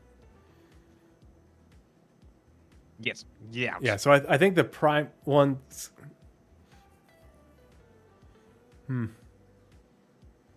Yeah. It'll be interesting to see if reboot means, hey, you've gone to 0 and now they have to essentially build up a capacitor charge before they start charging again. Or if it's just from collapse from switching modes. But yeah, I can't wait to see somebody testing this and making stealth, doing stealth things in ways where, it's like they could compare it, they could do a clip and see, okay, this is what happens if I have this on and then somebody sees me, but now I can get this close and nobody sees me because my shields are down, and you fire your your Eclipse in an ambush. You fire your torpedoes on your Eclipse, you turn on your shields, you scurry out of there. Just give you a little protection on your way out because you've given up the, they know you're there after you've launched a fucking torpedo at them. But yeah, it'll be really interesting to see what Foxy Loxy does when this comes in with engineering. Yeah. Because it's one thing to see how it works right now. It'll be another thing to see how it all plays in with engineering. But yeah, Foxy Loxy does a great job. New Wicklow currency and Emporium expanded. New rewards are available through Wicklow's missions. You'll also find new items that our Banu friend is especially eager to collect. I really want to start doing these this summer. I like fetch quests. I can't help it. Send me to go find the random things, and I will go find them as I do other things. I found a few of these items already just in loot tables as I was doing Monka missions, and I was like, I remember seeing that on a list. Put that in my backpack. So juvenile Valakar fangs, collected from dead juvenile Valakar. Guild scripts found on high-profile NPCs and in various interesting places. I require a non-specific femur and a bag of blood. I want that guy's eye. Or leg, or whatever it was from Guardians of the Galaxy. Yep. Once you defeat an ace pilot, a a voice line will suggest searching their body, where you can find 3 guild scripts. Wicklow, the collector, values these scripts highly and offers exceptional rewards in return, as well as the helmets. Also note that Wicklow's Emporium upper floor is now open to the public. Have fun exploring this mysterious new place. Great. Is he there? Is he finally in the game? When will we? Yeah. Why is? I want to see him walking around. Hurry up and get him walking around and having wild lines and animations. I will not give them that we have a mission giver in the game until he's in the game. All right, Because I think that's we have a perfectly fair. new contract guild. Like not guild. We have a new contract name. That's Wicklow's contracts. Like we don't have a entity we go and see, or even can go and see that gives us stuff. No, it's fine. T-pose. Yes. No, he has to be standing on the Banu chairs. I actually never really thought about doing that. It says Doing what? Kill ace pilots and then go search the. I never thought of actually looting ships or people after I exploded them. Yep. Oh, and it's because in the when you soft death or and if it kills the pilot and everything like that, like they generally don't have anything on them. I went and did was that last night? I did the clear out what do they call them? The PALs, the lasers, the laser platforms. I went to clear those out, and I initially went there in a Pisces because I was just going to land on it and clear out the NPCs on there, but it was being guarded by like a dozen fucking prospectors and a mantis and like 5 C8s. It was just nuts. It was swarming with random bullshit ships that should not have been in combat situations. And so I was slaughtering them. And once I got done killing them, PFs, thank you. Pals. and so, but I just for grins got out to see, after I soft deathed a couple of them to see if they had anything on. And they were just wearing flight suits. So they didn't have any gear. Like they should have stuff on them that encourages you to get out in EVA and go loot the ship. Like there should be stuff in the inventory, the personal inventories of those ships. Like it should be, there needs to be loot tables on NPC ships and NPC characters outside of ground locations. And in my opinion, the script should not be as rare as script should not be ace pilot stuff. Script should be most criminals would have some of it there. It should be just physical money. So like any 2-bit criminal has ground like 10 the ground version of the ace pilot. The lieutenant. At the location. The boss. Yeah, but like I guess this is my problem, not necessarily the game's problem. I thought that the script was, let's say, dollars. Physical dollars. Not $100 bills, I guess. The script is company currency, essentially.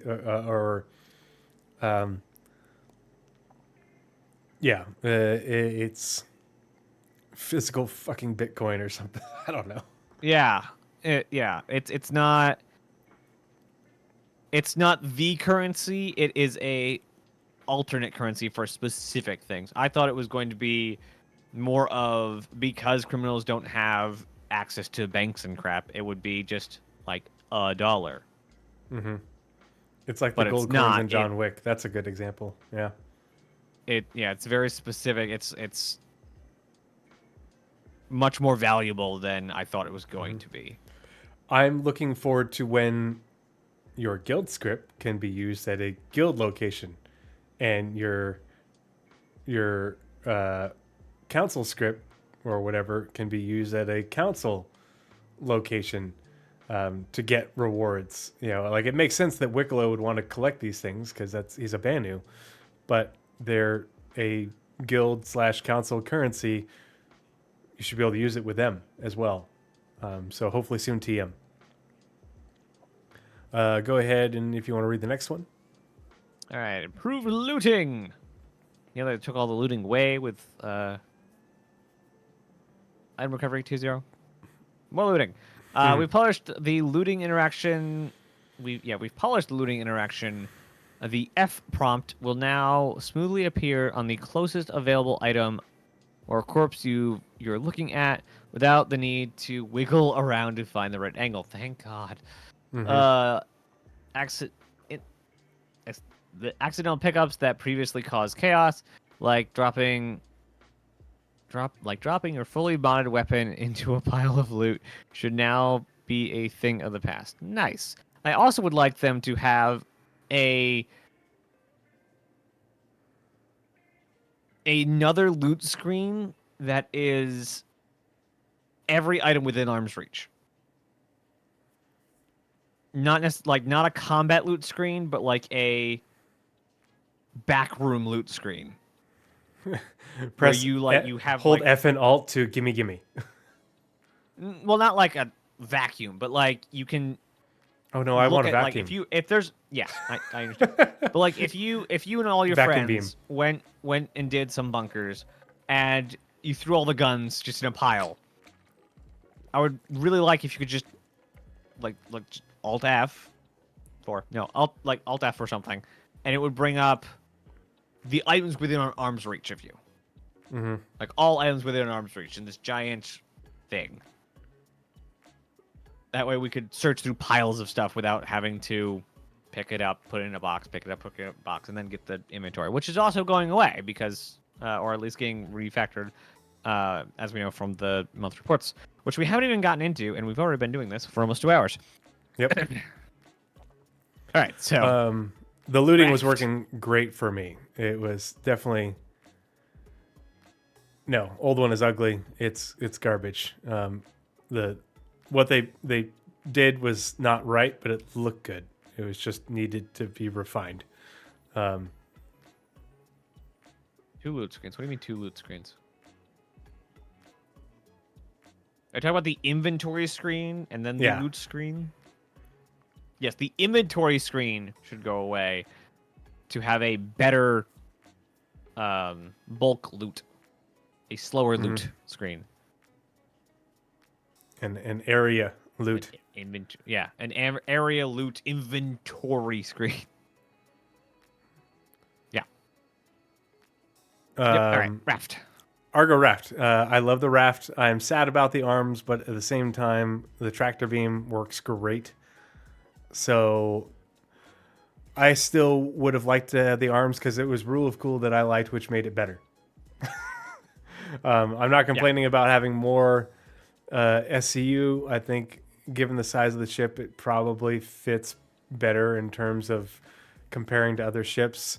But I love the idea of the rapid drop off, and I wanted to be able to just do a rapid drop off into a UI covered zone to get mission complete, rather than having to put it in an elevator. Like, oh, okay, well, we need you to drop off these containers right here at our supply point, and it's just a pad. You land there, you drop it off, and mission complete for you. You don't have to put it into an elevator. And I wanted that. As far as the ship is concerned, this still functions narratively the same. It's just not mechanical arms. It is a convenient way of setting up the cargo on it that makes it easy drop. Like, assuming the entire game worked flawlessly as intended by the easy drop team as mostly. in me lower it to the ground, not Yeah. But like, if you're in a swift time pressure, you probably would have people on the ground waiting to receive this stuff. So it's not the pilot that would be doing it. You'd have people on the pad waiting for you to show up. You land, they pull it off, and you fly off. And then they would go about moving it to wherever they needed to. I think that's exactly what will happen in player bases. I think this will be amazing to go between. This will be an amazing tool now to go between mining outposts and your main player base to ship everything in, because it's get loaded up by whoever is the loadmaster over at the mining facility. And all you gotta do is land, have whoever's the loadmaster at the main base pull it off, and the raft keep going. Next location. This will be super valuable for people who have enough people, organizations that have enough people to have manned mining outposts, manned main base, and pilots flying stuff between them. This is going to be great. Yep. It's like even better than the whole B, because the whole B has them on all the sides. This is one location. Yep. It's great. The loading and I really unloading like I've seen. I only did one little mission with it, but I watched people playing with it. I'm like, wow, that's awesome. That's great. Cargo Olympics win. And it's got VTOLs. It got VTOLs. So this thing will handle an atmosphere and do great with those landings and especially with heavy loads. So because that will take more, it will impact more in the future. They talked about that recently. That's it for the patch watch. So let's go ahead and switch screens so I get my little timestamp. And we'll move on to the monthly report. And this is a good one. And after reading this monthly report, a week and some change ago when it came out, and then now seeing what was talked about in the SCL thing with John Crew and the interviews that came out of Con 42, I am very enthused and very optimistic. So let's we'll preface with that. So let's get into it. Yeah, it's very interesting. You have such the optimistic view of this year. I am not, and I've come to the end of my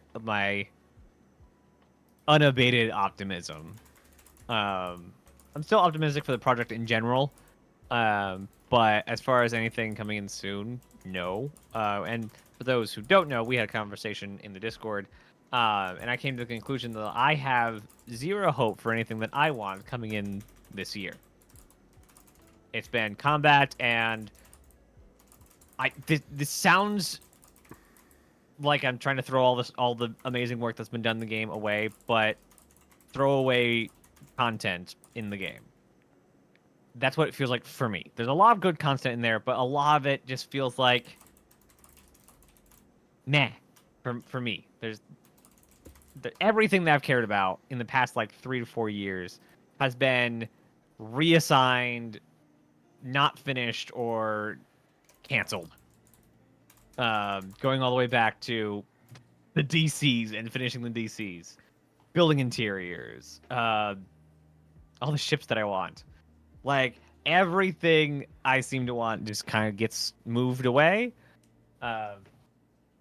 So I've lost the whole copium?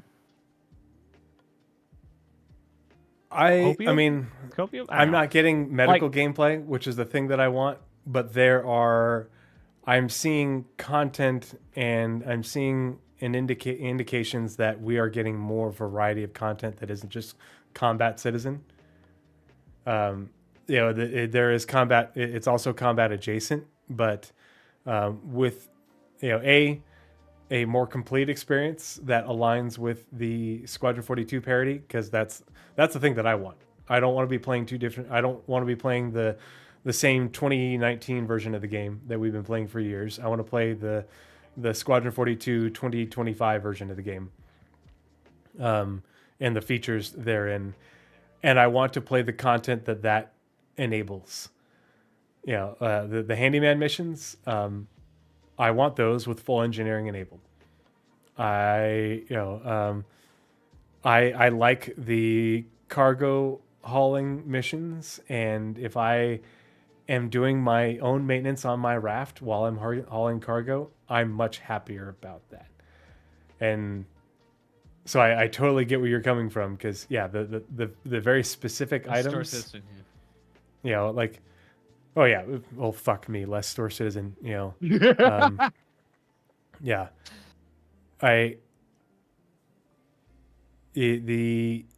And the quality of life things there's been such a just mountain of quality of life issues that they just have not had the time to address. that just constantly nag at you when you're playing. And I get tired of having to remember the workarounds when, oh shit, I forgot about this because I haven't played in 3 weeks because, I have kids. Yep. And then I forgot about it and it's too late and now fuck, Yep. Yeah. But I totally get you because, I mean, like we talked about and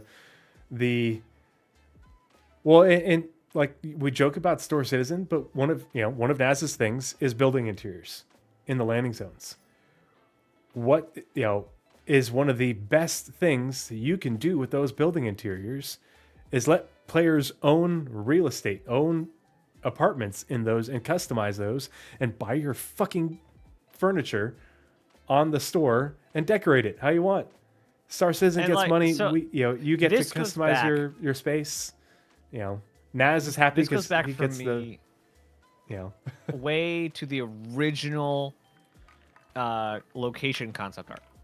In the original publish of the location concept art, there was a luxury furniture store. That's how long I've been waiting for building interiors. As long as I don't have to put the furniture together, I'm happy. If we are in the 30th century and I'm still reading goddamn IKEA instructions to put the furniture together, everything's 3D printed. It's fine. yep, that's what I want. But like, when they put building interiors on the roadmap and said we're gonna hold off on building interiors because we're working on DCs, we're gonna stop working on DCs because screw DCs. What? Yeah. And like, what was it 2018, 2017? Aaron Roberts said, "Yeah, we're hopefully getting base building at the end of this year." That sure happened. So like, I've heard the song and dance before. I'm kind of done with it. So the hopium's gone. The bottle has run dry. It's stale now. I'll just talk about the game and poke it every now and again because like I don't want to deal with Star Citizen right now. Well, it's just bad and wait for stuff to be fun again. Good Rark. Let's see. Yeah, no, we're still less than 50% of the 4.0 patch. Womp, womp. Yeah, yeah. All right, April month April report. Let's do this. Right. All right, so again, another header. We like to read these so that we make sure to communicate the reason or the purpose of said documents. This one being the PU monthly report, April 2025. Welcome to April's PU monthly report. I don't know why they call it. Well, I guess it's pretty.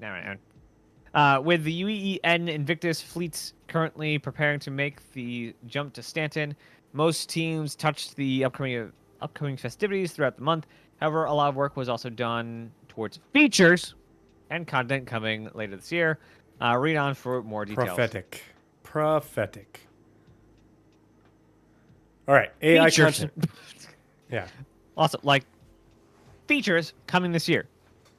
Features coming this... Okay, you guys got that now? Ready? You good? Everyone sitting Yes. down now? Features No features. are coming this year. I wanted to highlight this before we get into that. If you own an Idris, you own a Polaris, you own a Carrack, you own anything that can carry a snub, and you are wanting to quantum back to that ship, because that is the thing that they added into this patch, where you can quantum to your unoccupied but owned ship.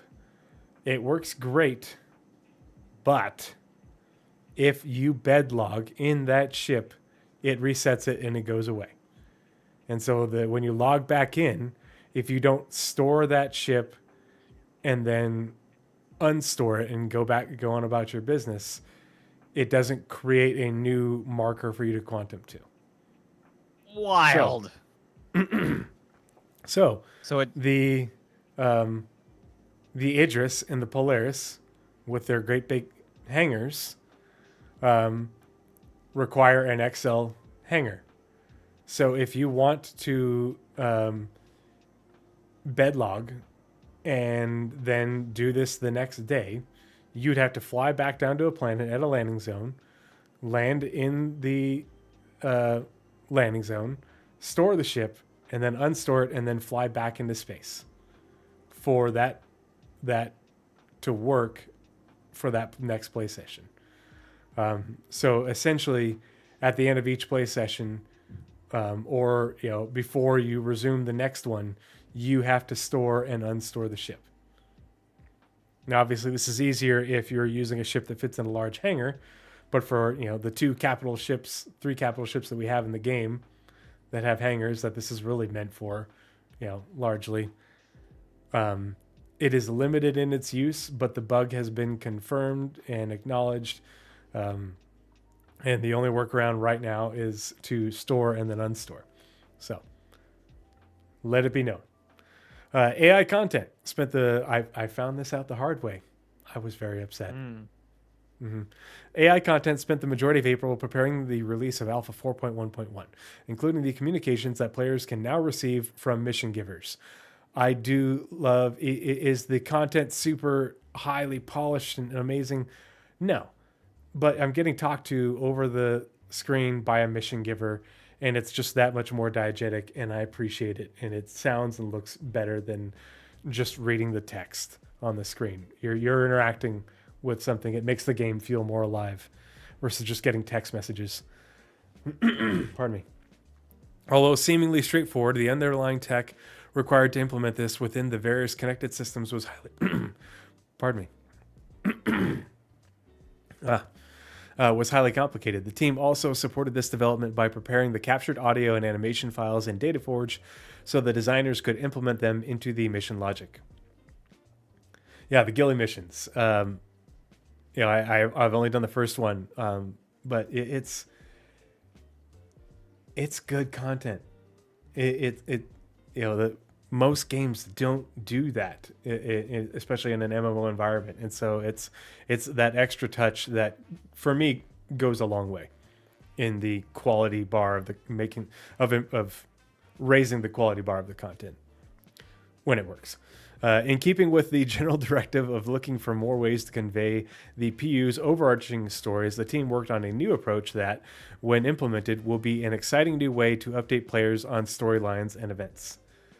I am curious about what this is. Putting the stupid the newspaper Spectrum post in an in-Spectrum post, like, has been in the lore since you started writing lore? Mm-hmm. Yeah. That thing on the loading screen. I want to be able to go. That's not a thing. Yeah, I want to be able to go to the inverse version of Spectrum and see the news. Yeah. And read that At the stuff. very least,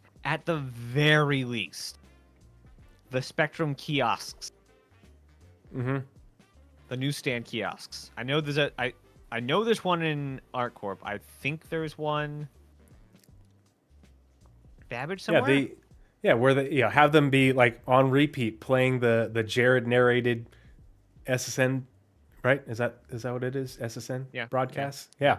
Mm-hmm. Yep. And they also, have the stupid investment into the AI voice lines. Do use those for the SSN stuff so the narrative team can keep moving. Mm-hmm.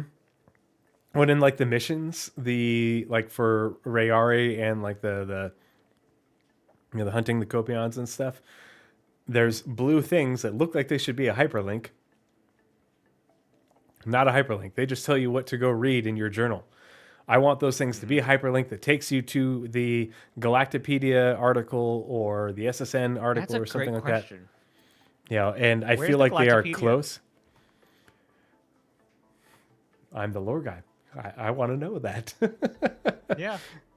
We haven't heard about the Galactopedia work in a while. We know they've been polishing all the Squadron stuff. When were they planning to polish that into Star Citizen? Yep. Soon TM. Indeed. But yeah. Indeed. AI content also continued to refine NPC behavior packs and prototype lines for design to incorporate into future mission events. Once refined, these scripts will be approved for capture.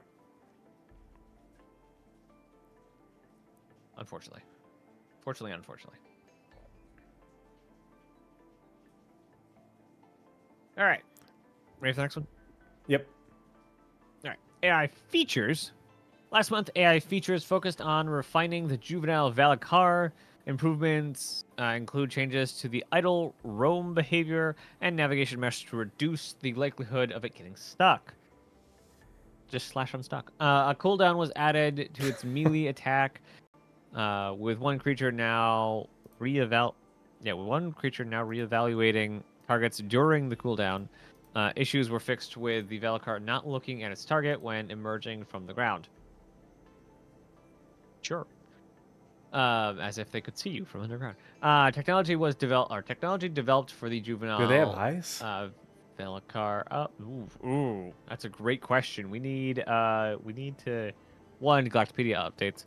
Two, we need in-game not Science. zoologist. Yeah, that would be zoologist, right? Was it zoologist? I feel like that's correct.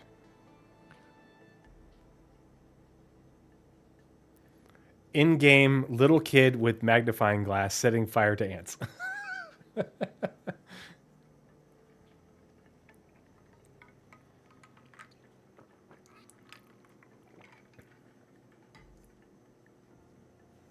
Yes, it is zoology. Okay. For some reason, I always think zoology is insects and not larger creatures. I don't know why. I always assume zoology is the small, not the large. Anyway, yes, we need in-game zoologists to tell us all about, like, we absolutely should have zoos in-game, especially in Terra. Oh. Terra needs a zoo where you can go and see a Valakar in a glass tank, and it does the whole, like, stereotypical alien thing where it just, like, runs into the glass. Be great.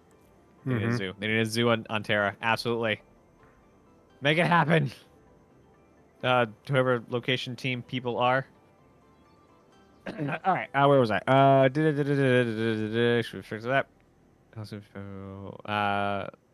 Technology developed for the juvenile Valakar also proved useful throughout April. Now values can be set up in DataForge, general purpose data editing tool, aka better than Excel.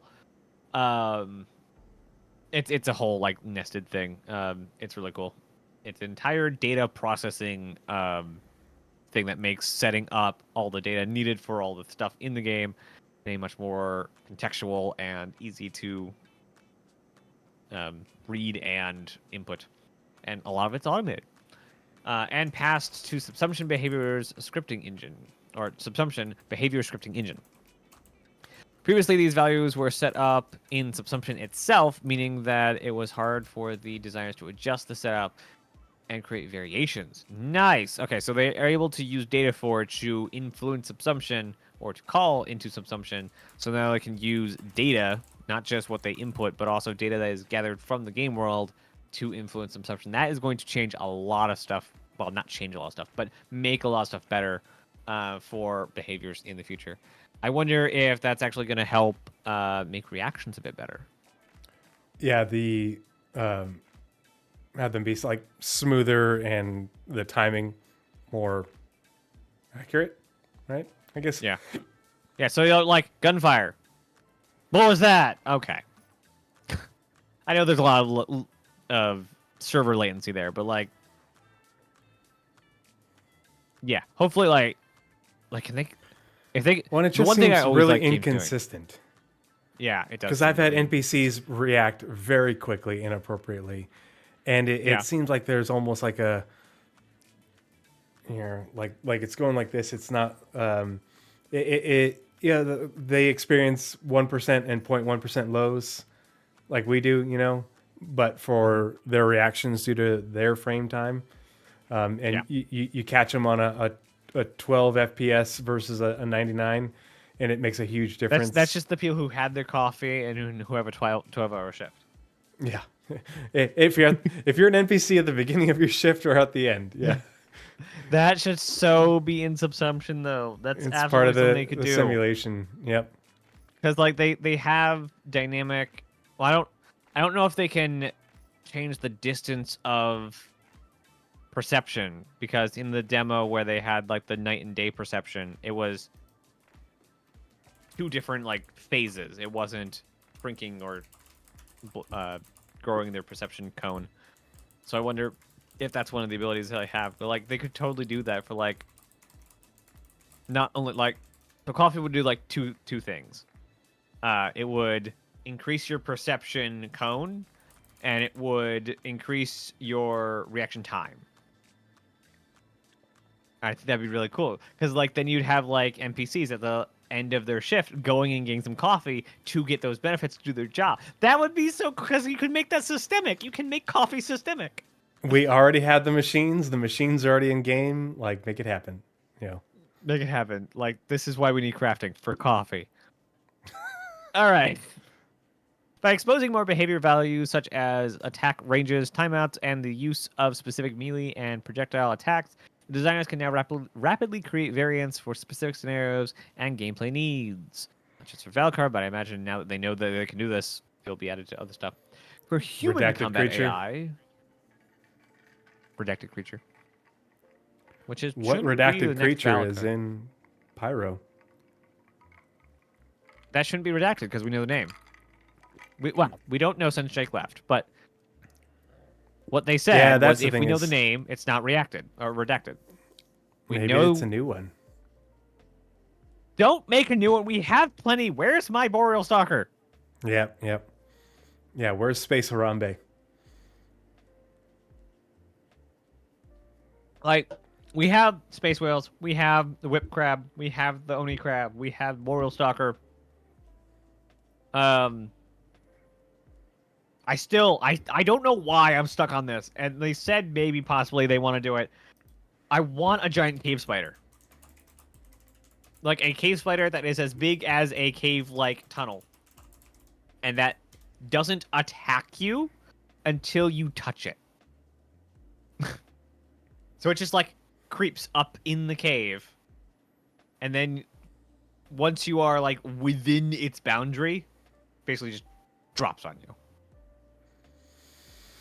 Not before fire gameplay. You're not. Nope. So that's a hard pass. I will wait until after fire gameplay comes into the game to relog in and go check that out. Or if it's like back. Okay, so there'd be 2 types of behaviors. There'd be the hunting behavior, and that's the waits for you and drops on it. Or there's the call it parent behavior. It sits all the way back in the cave, but if you kill a small spider, it runs through the cave at you. Mm-hmm. My baby! Like, you know, scurrying through the cave, going all the way up and around skittering the ceiling. Yeah. Mm-hmm. But like, again, the spider needs to be as big as a cave tunnel. Yeah. And it needs to be especially in those giant rooms where you have to like crawl into first. So there's no running out of this scenario. Yeah. Oh, and when it skitters, it's so big that it's, you know, brrr, as it's skittering, and like it's such strong vibration, dust and little pebbles fall from the ceiling. You're like, and please, everyone, please know this. I'm arachnophobe. Yeah. But there's something about that fear. Like, fear is an amazing tool for video games. It is not something that a lot of media gets to use how games get to use it. And also, remember, VR coming soon. That'd be so bad. Could you imagine, okay, like, somebody picks up a mission from, like, Wicklow or some crap. Go capture one of these things. And they get blown up. Or they get, like, eaten or something. Like, right? The spider gets out of containment. And then there's a ship floating in space with a giant freaking spider on it. And they're like, oh, here's a salvage contract. It's perfect. Perfect. I want that. Oh, I want that so bad. I want to push the person that I wandered into the cave with, push them down and run the opposite direction. Because now I'm ahead of them. I don't have to outrun the bear. I just need to outrun you. Yeah. All right, let's keep All going. right.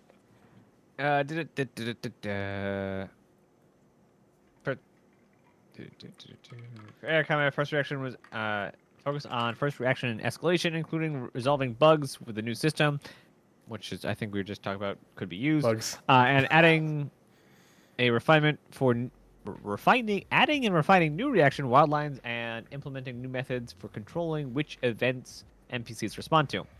The latter is useful for specific combat scenarios where NPCs are required to focus on a particular task rather than getting drawn into combat, as in refueling or holding a sign.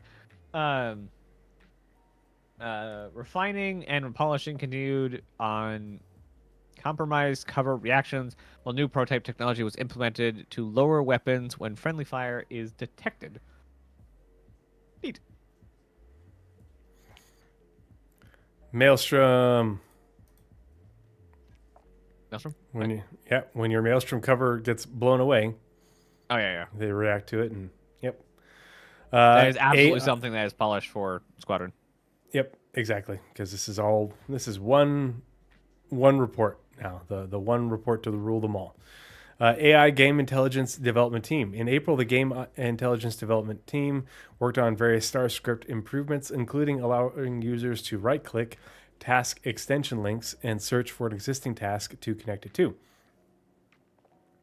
They also added edge scrolling to the editor when dragging links and implemented the ability to add a task bar or a task between two others without manually reconnecting them. For StarScript, the first pass on master graph visualization and editing was completed. GID also delivered their vision for a new tool currently called the Density Profiler. This prototype will help validate the visual presentation of the tool, the use of thresholds on metrics, and how to interact with multi-resolutions. Finally, the team continued their research discussions on the mission system. The objective remains to provide the designers with tools to help them easily create entertaining missions for players.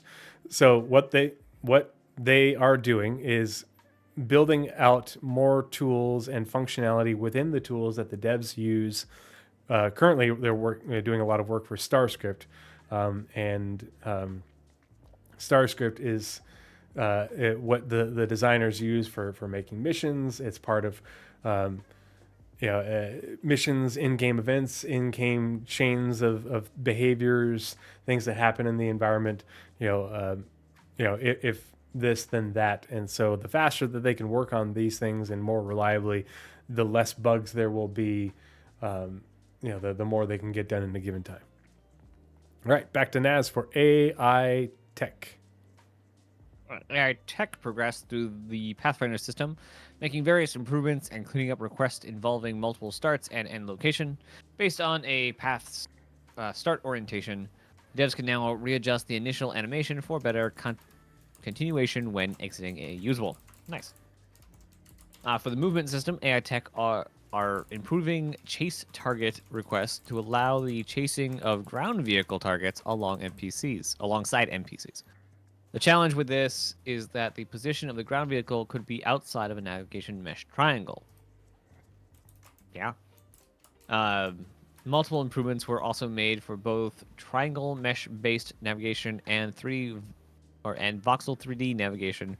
For triangle mesh, triangle generation issues were fixed that were propagating problems into pathfinding. That's a lot of P's. And navigation raycast for 3D voxel-based navigation. The team began utilizing the resulted voxels and mesh to improve ship AI collision avoidance. Also good. On the subsumption side, the team continued to create a synchronizing and serializing subsumption behavior state and behavior variables. I swear I know what these words mean. Various bugs were fixed for ship AI, some relating to the newly exposed functionality like flight mode, and not flight modes, but like flight mode anyway, and the despawning of voids. Improvements were made to cover generation too, such as excluding door entities from cover generation process and reducing the amount of generated for long walls. The team is currently checking ground surface inclination, and or to discard cover in areas that are not almost flat. A new nav spline creator tool was implemented that will allow designers to record players' ship movements and transform the captured data into nav spline that can be utilized by ship AI. I don't think they mean player as in players. I think they mean player as in people who are setting up behaviors. StarScript functionality was also extended as requested by the designers, creating new missions and behaviors. Yay. A lot of cover stuff. Mm-hmm. Yeah, Also, I wonder if we can get cover for, or Maelstrom for cover in before ships, so that way they can start implementing that, because that would make a lot of things very interesting. Yeah. It all depends on how much they have to pull for this next, foray into the next engine update. Mm-hmm. I don't necessarily agree with the just outright excluding doors, because you can barricade a door. That's I think why they don't we have want breaching charges and things. Yeah. So it could be. Well, I guess cover is technically it is sealed off. I guess okay. I can see it both ways. I think just flat out. I think they're just excluding they it don't is want not them exactly- standing in a doorway thinking that the And then it door is opens. closed. Yeah. Yeah. Yeah. And not Yeah. reacting it to that, it or definitely does what they need it to do. or at least making it do a check to door state. Yeah.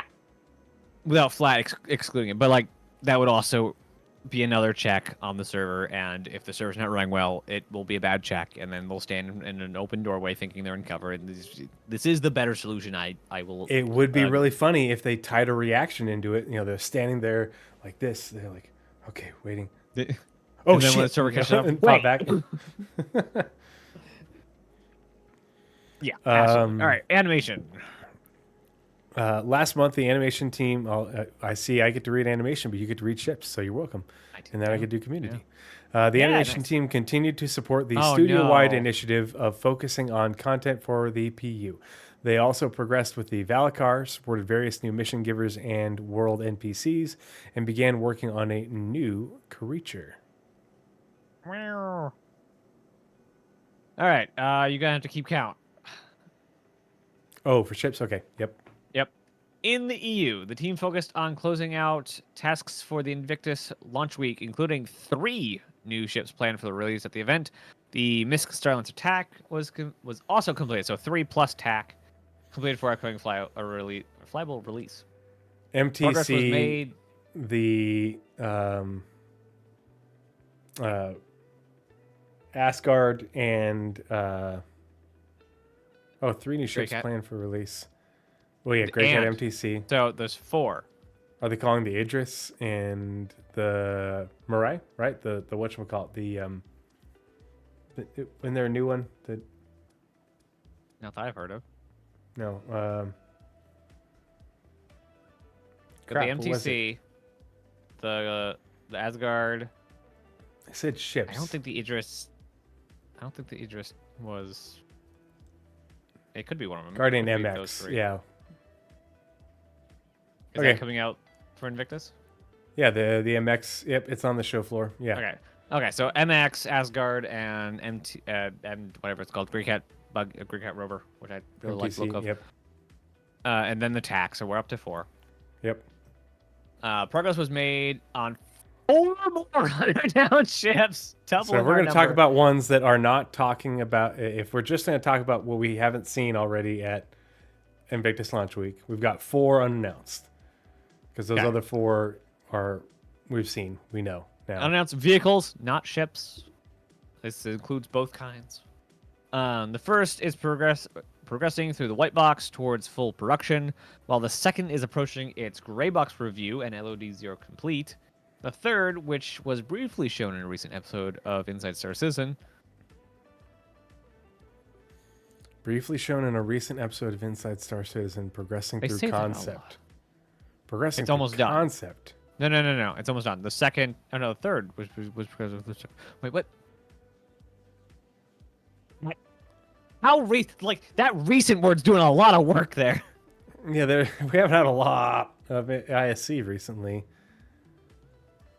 Come on, Like is chat. Oh help wait. us out. Oh no, this is the Kruger. This is the Kruger. There's a Kruger and inside ISC. Yeah, there was. That wasn't. Yeah, no, it was. I swear it was ISC when they showed off all the look dev into another Kruger ship, right? Oh, okay. Yep, I forgot. Kruger I already Light forgot about that. Yeah. Yeah. Okay. I hate it. I hate it so much. This needs to die in a hole. I don't care what faction you play for. If you drive a Kruger light fighter, you will just die. I hate them. They just need to be a stain. See, I thought that's and what the fourth was the Kruger, because first in a while from an existing manufacturer. The fourth vehicle, the first in a while from an existing manufacturer, has formally been kicked off. So, I'm gonna say that's the CO. I'm gonna say that's the Consolidated Outline one, just because Oh, okay. I don't have anything else to fit the We recently haven't. shown. The last one was ISC. the Nomad. Yep. Yeah. And last thing that came out formally was the kicked off. Yeah. Okay. That tracks. All right. Yep. Speaking of CO, the Pioneer continued through its pre-production and white box phase. The modular kits were solidified alongside some of the structural changes to improve the flow and movement through the ship, which means basically all the maps you saw back at CitizenCon, throw them out the window now. They've changed some crap. We need new maps. Horrible maps. Modular kits, though. Modular kits. So that to me suggests that they will be using them to build out a consolidated outline library in order to build more ships in the vein, design style, theme of the Pioneer. Yeah, it's hilarious that they went for the Pioneer because, like, for MISC and RSI, they're like, hey, how about we build this, like, slightly smaller ship and then we'll go up? Like, how would we do the Pioneer and work backwards? How many small ships can we make out of the Pioneer? And I don't own a Pioneer just because I have no desire to base build on that scale. I love the Pioneer because I'm a old school homeworld fan, like in a big fucking way, and that's why I love the Pioneer.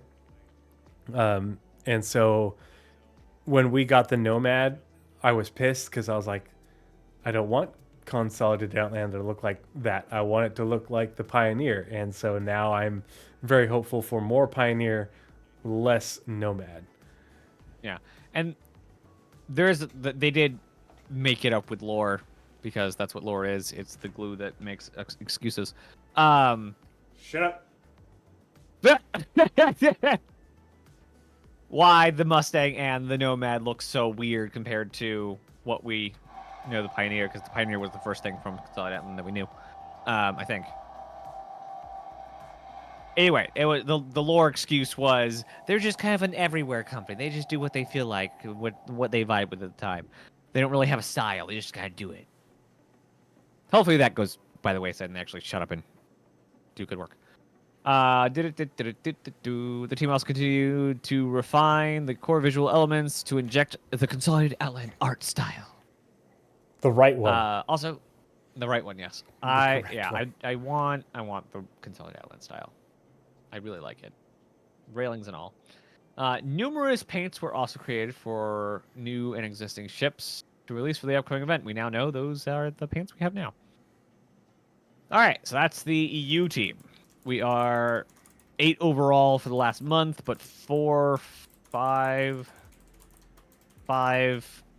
unreleased. 5 being worked on. Because I think we're at 11 before, like on the previous report or the one before that, and then now we've got those 4 that just came out, and maybe there's like one more recently. Right. I forget, but so I think that tracks. You know, they might have paused one thing. We're only halfway through. But hold on, we have more. Oh, sorry. In the North America content team, so U.S. and Canada, team began closing out 2 new variants, and with polishing and bug fixing. An all-new ship, so that's another ship, progressed well with a recent decision being made on cargo capacity and tractor beam placement. The RSI Apollo continued through the gray box phase with a new concept for the medbay area and bridge. Finally, for ships, work continued on the RSI Perseus to define interior look and feel to ensure it functions as intended. So that's 4, 5. Tractor beam placement. So yeah, 4, 5, 6, 7, 8, 9, 10. Yeah, that seems to be unmanned tracking. ships.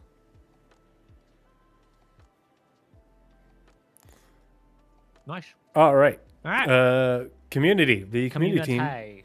began April supporting Triggerfish. This was funny. I loved it.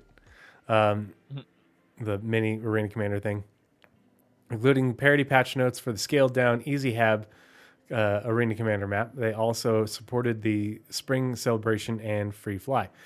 They then published the Alpha 4.0 Test Universe Champions, honoring the players whose testing efforts made the greatest impact during the PTU phase. The team then announced the first in a series of PTU stress tests, which provided valuable feedback to development as progress continued on the next major update. CitizenCon Direct was also announced, which will take the place of our additional in-person event. It's apparently going to be about 2 hours or so. The team is currently focused on planning and preparing for this exciting event alongside a variety of other events. Community continues to collaborate closely with development, analyzing feedback from across channels. Oh, you do read the long one. Yep. And forwarding valuable insights to the appropriate teams. Meanwhile, efforts continue to provide general publishing support, ensuring cohesive messaging. Sure. Oh, yeah. Consistency across public-facing channels and the timely delivery of key beats. And in addition to evergreen tasks such as This Week in Star Citizen, bi-weekly roadmap updates and roundups, and the monthly refresh of the Arena Commander schedule, the team also supported the ongoing System 7 race series presented by Atmo Esports. Finally, community supported the Squadron 42 newsletter's Vanduul Interpreter contest, which yielded some truly creative and terrifying, because that's how this community rolls, submissions as participants offered their best renditions of the Vanduul language. Do you want to split core gameplay? Sure, that sounds like a great idea. Do you want to take the first half and go down to separately for flight experience? See, right here. Yep. All Okay. right. Core gameplay. Several of the core gameplay teams spent the month stabilizing and improving the new space-themed missions in Alpha 411. This included closing out the first iteration. I just realized what 4.2 is going to be. What? 4.2 is 4.20. Oh. If Oh, man. if they don't do a drug mission, they've done it wrong. They absolutely need to run a jump town during that patch. Mm-hmm. Community team, you have one job. One job. Community Find a team. way. All right. This included closing out the first iteration of several new features, such as communication, notification, and new mission rewards. Outside of new content, the team continued to monitor feedback from the PU or PTU to address community concerns as quickly as possible. Quote, as always, we are indefinitely thankful to the players who take their time to contribute to the testing leading up to the release. Core gameplay team. Recent tasks following feedback included investigating new issues with quantum travel and reoccurring problems with freight elevators, ship claiming, and inventory flow. Elsewhere, the team analyzed performance capture, seeing where gains could be made for both client and server frame rates, especially focusing on new content, because that's the theme currently. There are several more ongoing initiatives across core gameplay teams that are either for the next release, long-term, or Squadron 42. However, much of their work done for Squadron 42 will be relevant to Star Citizen. Most of what they're doing for Squadron is relevant for Star Citizen now. Yeah. Like that's not just core gameplay. That's every team. Like anytime That's, they find like an optimization. Insert that always has been meme. Yeah. Fair enough. So these teams work across both projects. Elsewhere, core gameplay added updates to the engineering UI screen, including countdown warnings and catastrophic explosions. That's going to be used in Squadron. And restraints and restraints? And reinstated, right? Oh man, you Reinstated got me. and advanced the diagnostic screen MFD. Sure, yes, all those were screens. Including countdown warnings for catastrophic explosions and reinstated and advanced the diagnostics. So they progressed the diagnostic screen MFD. They made reinstated screen and a warning countdown warning to an explosion. I think how that's supposed to be said. Yeah, the diagnostic screen. No, MFD reinstated and was- advanced the diagnostic screen. Yeah, they took it, they turned it off and then turned it back on and advanced it. Sure. All right. Further improvements were then made to ship death. For example, fatal damage behavior now requires a significant impact. In addition, catastrophic misfires can now be triggered by nearby items failing due to severe damage. And improvements to deactivating soft death were also completed, and its effect can be enabled separately. Now, what that reads to me is fixing your ship. Mm-hmm. As in making your soft def ship flyable. Yep. Okay. That's awesome. Yeah, I thought you'd feel the same way because I read that and I was like, yes, please. We've been wanting that since soft death became a thing, and we're almost there. Yep. I really like anytime they talk about engineering gameplay, I'm hooked. I'm all in. See, that's what I'm saying. It's gonna bring you back in. It's gonna relight your fire. Engineering gameplay alone will not bring me back in because I still have to contend with there's no engineering gameplay is the You play gameplay Space between Engineers. gameplay. That's building ships. Engineering gameplay is the gameplay between gameplay. Not to the gameplay. There is not enough or not easily enough like I will have to find people who are doing things on big ships so I can be the engineer and do stuff like that.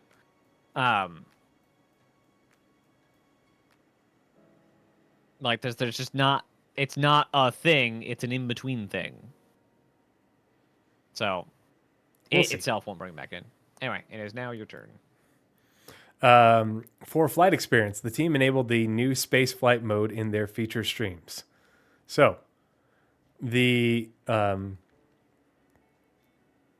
current iteration of the flight model, the most up-to-date flight model, is in when they see in their feature streams, it means that everybody is using it that is working on this branch of development. And so it's that is basically a milestone in the development of the flight model, in that everybody's using it now. Going forward, all things developed within this branch of development and then the subsequent one will use this. So we're getting close to the next iteration of the flight model and the things that go with it. When I say things that go with it, what Yogi has said is that the control surfaces and the way VTOLs work and the new QT system, all that is a package. They don't work outside of Arena Commander in isolation. And so this is what they're talking about, is that the new spaceflight mode. Now, obviously, like the control surface part might not apply as much to the spaceflight portion, but that it's the space aspect of it is all enabled within the main dev branch. So we're there. I believe there was a comment that we progress. covered that said control surfaces because it's tied to the flight system, which is also the space flight system, which is also tied to quantum, the new QT system. All of that has to come in at once. Yeah. So when we get the new quantum boost, we get control services and vice versa. Yeah, which is also what the much needed return to VTOLs making a difference. Yeah, or at least a big that along with engineering and the heat gameplay for thrusters that they've talked about for engineering in a previous monthly report. Like that's huge. And this is why next year we won't be able to have Invictus at ArcCorp because they can't have an Idris hanging off of a building with 2 inches of metal. Without the VTOLs working, which mine didn't work. Now, the amount of fuel that you did sit there burning. Oh, I'm just saying, if the UEE wants to burn a whole lot of fuel and like pipe in coolant to keep those thrusters working, and have to replace them at the end of the vent or something like that, okay, it's the UEE, whatever. That's what they want to spend money on. Just dock it at the space station. Just dock it at the spaceport. Oh yeah, station. Yep. Just screw that. You preaching to the choir, man. Taxpayer fuel, I know. easy, not a problem. Yeah. Yeah. But Like, on that note, let's talk about that right here. So, for flight experience, the team enabled the new spaceflight mode in their feature streams. They're currently resolving bugs related to AI ship motion, alongside outstanding work on the takeoff and landing experience. So not only that it's enabled for not only players but obviously for NPCs, and so they need to make sure that the NPC flight behaviors work in this latest iteration of the system, that they don't just like crash and burn because they're like, wait a minute, the rules have changed a bit. Outstanding work on the takeoff and landing experience. I'm assuming that's referring to us, takeoff and landing, but I hope that we are going to see the return of NPC reinforcements. That is a feature that came and broke, and I want it back, and it will add a whole lot to combat gameplay that would keep me a lot more interested, rather than just NPCs spawning out of elevators in bunkers or any other location. Several new game modes were added to allow them to test the new flight model in the future. So they are testing, they're adding these game modes in that allow them to test them in specific environments and within certain constraints. Due to the new data setup, both the new and existing models can be tested separately without affecting each other. So no cross-pollination. Yeah, seems smart. An overhaul of control surface tech began. So when they say overhaul, they're not just starting from scratch.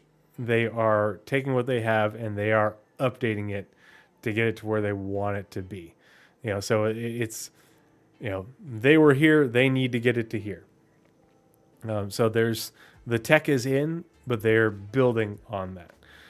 As such, flying in atmosphere and especially gliding is now much more realistic, thanks to believable aerodynamic behaviors such as the nose falling in turns or accurate drag on large AOAs. Nose falling in turns, that is something I've heard so many pilots get coached on going through their training and when they're lower hours. Is get your nose up, because people, as they turn, the nose tends to drift down. Just because that's the way the flight physics works, and it pulls your nose down. Especially in regards to changing atmospheric densities. Ooh, that complex. There's still outstanding work on the control systems and interactions with thrusters and the AI systems. So April also saw an update to the new quantum tech. Woot. Pardon me. In addition to adding a slow speed variant of quantum boosting, the devs resolved several bugs and improved reliability and performance. Soon TM. It also features improved ways for the mission designers to control the flow for AI ships. AI ships. Quantuming. Using quantum. Terrifying. Yeah. Further work will focus on improving the current experience and making it compatible with multiplayer. So right now, they are still working on it within Squadron. The Squadron environment. It is like we have said before when we covered it. Yogi has said it is not ready for multiplayer testing, but they are developing it, and once they're ready for multiplayer testing, we'll see it in tech preview. I would say probably Q3, Q4, end of this year is when we'll see testing for the new flight model and new QT. Just because not ready. I'm hopeful. End of this year, beginning of next year, because we'll still need to be polishing it and provide feedback on it that they'll bring back into Squadron before its release. Obviously, it's still not ready for our environment. They're getting engineering out to us and radar and scanning first. April. Let's see. Core gameplay optimized the scan wave mechanic. I'm catching myself through your headphones. To be as responsive as possible. The scan wave is like the FPS radar and scanning, with focus on overwhelming contact environments where hundreds or thousands of contacts are processed in a short period. Alongside this, the team continued to polish FPS radar and scanning gameplay via regular play tests. So they're polishing it via regular play tests because we're seeing this soon, just like they talked about. Is ScanWave also the ship one, though? It's a holistic system, so ScanWave is ScanWave. Yeah. Okay. All right. April's work. Cutter Ram?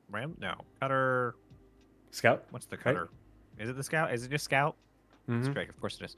Cutter Scout actually having purpose coming soon, or MSR.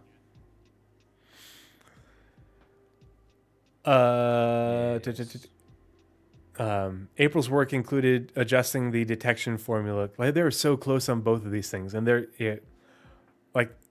we'll talk more about that in a second or in a few minutes. But I am so excited to see the EPTUs for radar and scanning and engineering, highlighting visuals and disabling the influence signature system to improve it to better serve the intended gameplay.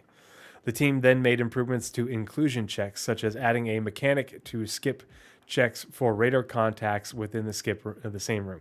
So if it's in the same room as you, you're not gonna get a little UI marker telling you, oh, there's a person that's 10 feet away from me.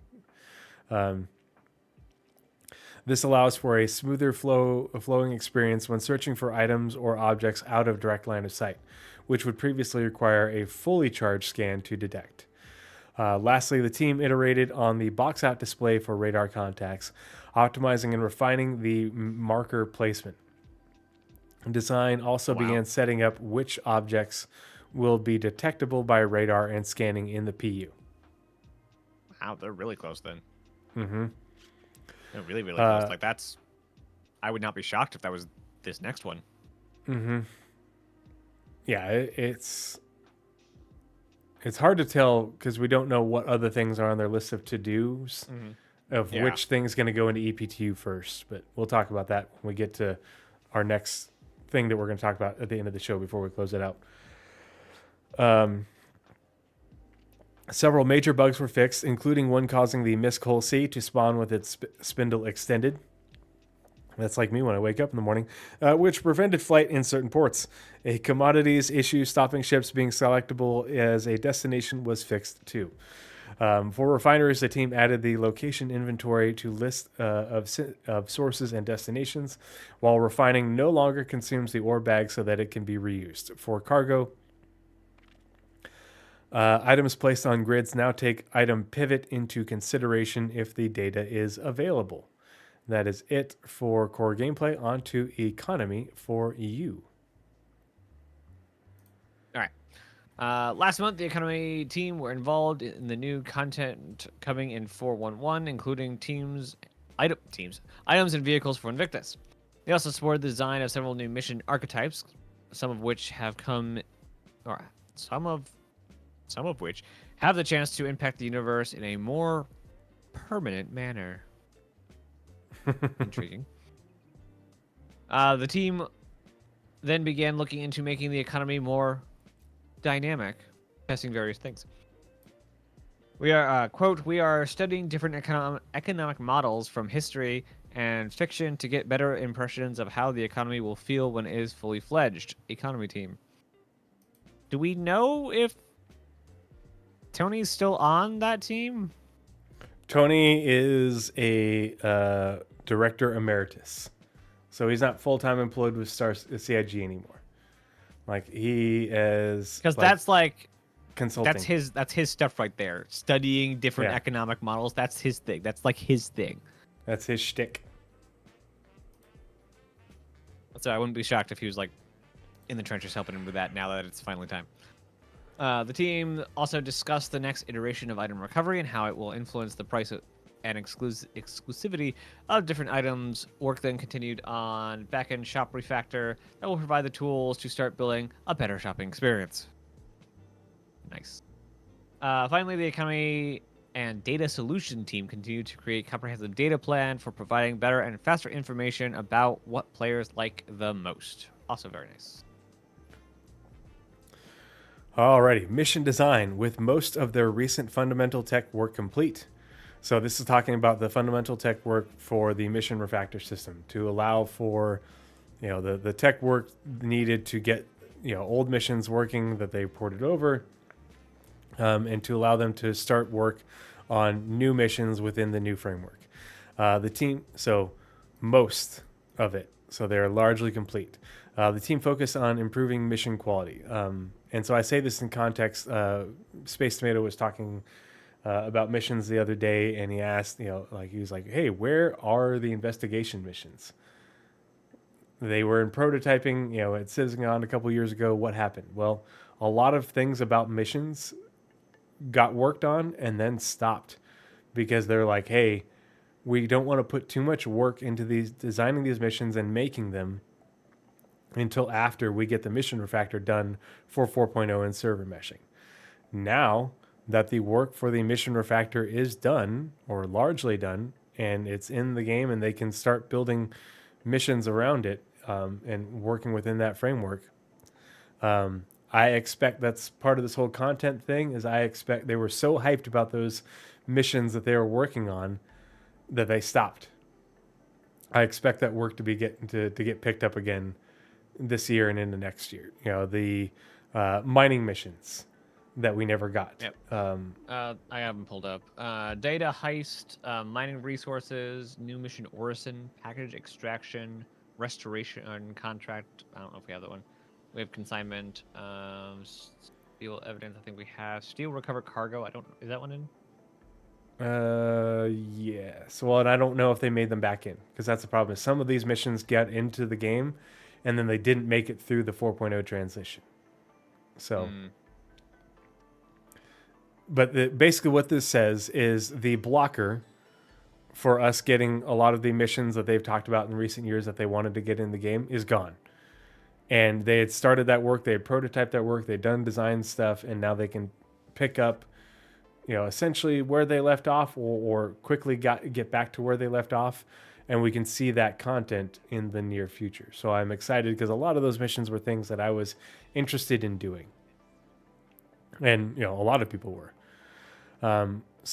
The team focused on improving mission quality. For example, players in the PTU will see the return of comms notifications. Already seeing that, which to me is a big improvement. While the previous system used for Xenothreat and Siege of Orison was difficult to update and maintain, it's now a lot easier to implement content into the game. So we're going to see better quality missions going forward. The team are planning to slowly roll out this update across the game to globally improve mission quality. So all of the missions that we have in game that have since that made it through the 4.0 transition, got converted over, and the ones coming after that, the ones getting refactored or brand new and such, they will be implementing comms calls and higher quality missions in terms of fidelity and immersion. So it's going to take a while, but I think that's a worthwhile initiative. Alpha 4.1.1 will see new mission types focused on PvE ship battles. These include Ambush, which sees players set up a trap to kill a priority target, and Patrol, where players travel between different coordinates and take on activities at each point.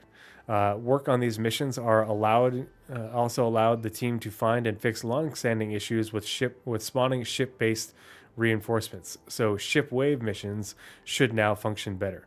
What about ship-based ground reinforcements? Fix that part of those missions.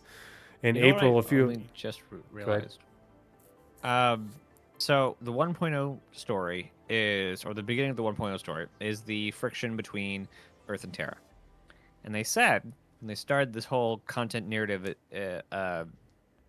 initiative, this is basically the precursor story to that story.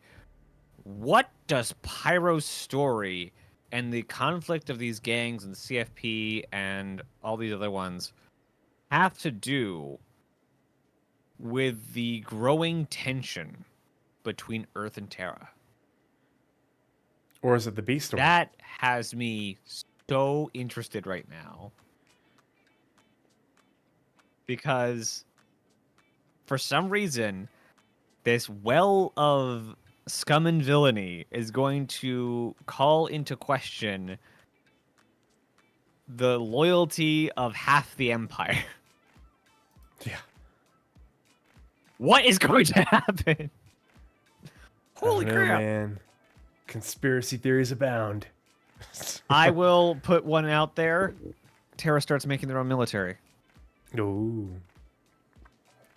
In April, a few of the Funded by designers Anvil. began fixing missions that missed the Alpha 4.0 release. Yeah, they did. I'm curious. I hope that they tell us what these are. I would like to know what they are. It's redacted mission. Well, no, the fixing missions that missed the alpha. So ones that were already in the game and getting them back into the game, I think is what that's saying. Hopefully some of these will be in a good enough state for a release soon, but we are committed to the quality and stability of the missions. So we will see what they are. I am, I'm here for more content and more things to do, because I'm not a sandbox guy. I'm a theme park guy.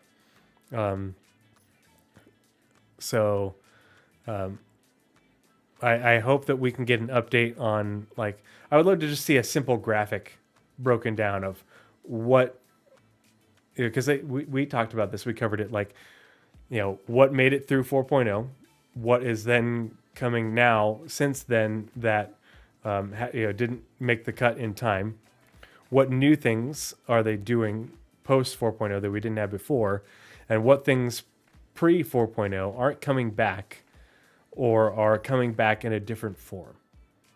Just so they can break it down, so like where you're not like left wondering, about, for me, I like just wanna the know- investigation things. I just want to know, where is the chain missions, that like the dynamic mission system that was supposed to like be able to dynamically create chains. That thing that we heard about way back in.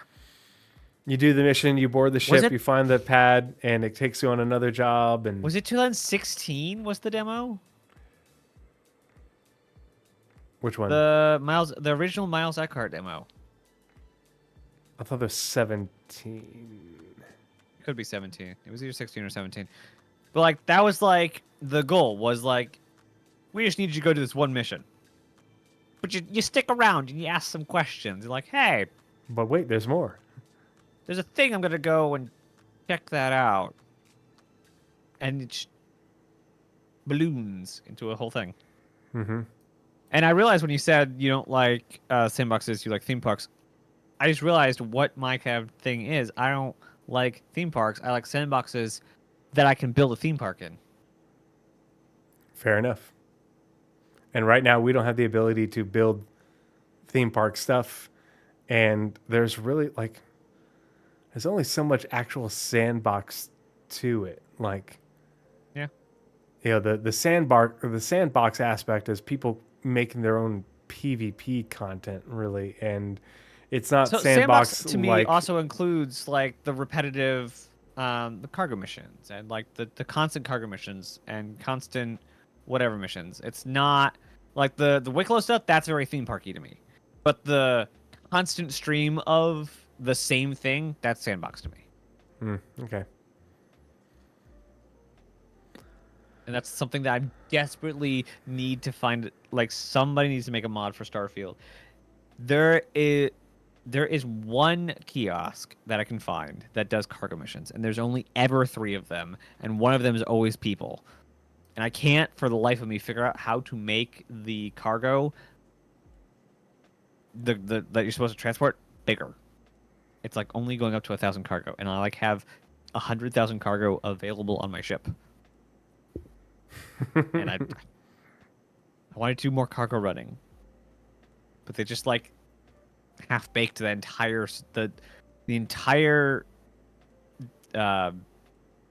what's it called? The repetitive mission side of the game. They like completely half baked it. Yeah. Anyway. Yeah, the when I think of sandbox, I think of I think of more of the you are creating everything. It's just an open world. Yeah. And I'm not a PvPer. I haven't been for a long time. I'm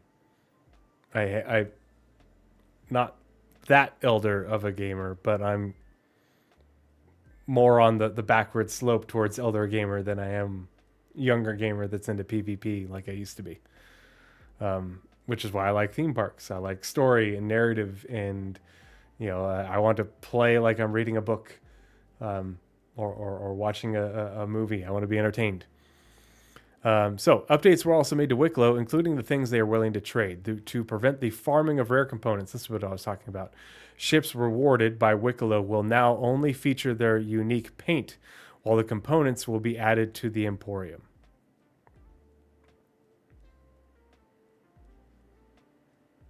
I don't know how that works. I'm confused.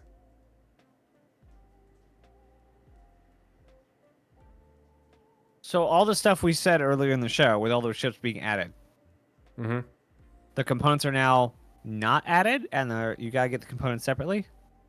I don't know.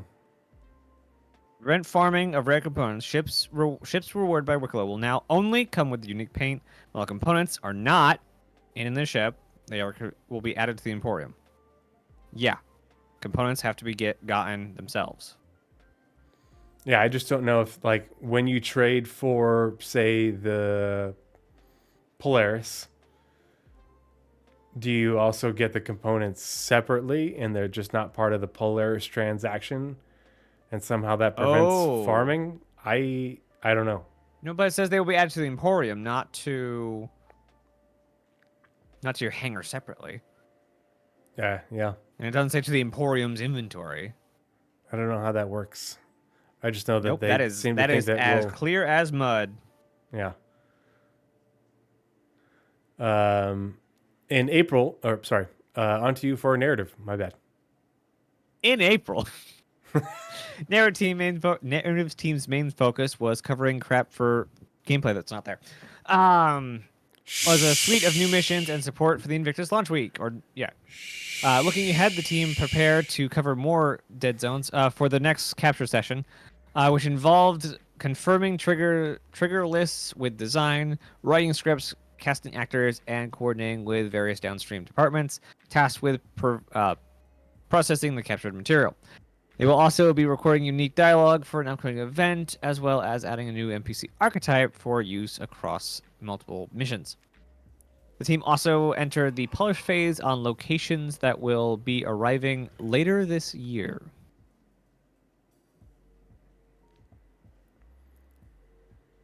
That sounds way more ominous than it should.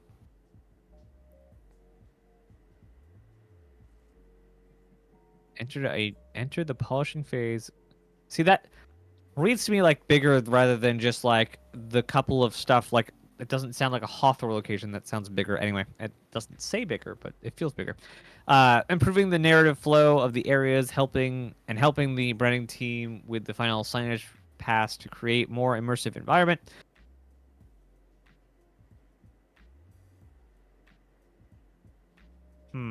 Additionally, they continued to work on 2 new location archetypes, guiding the design and art with backstory elements to drive the tone as well as establishing story details.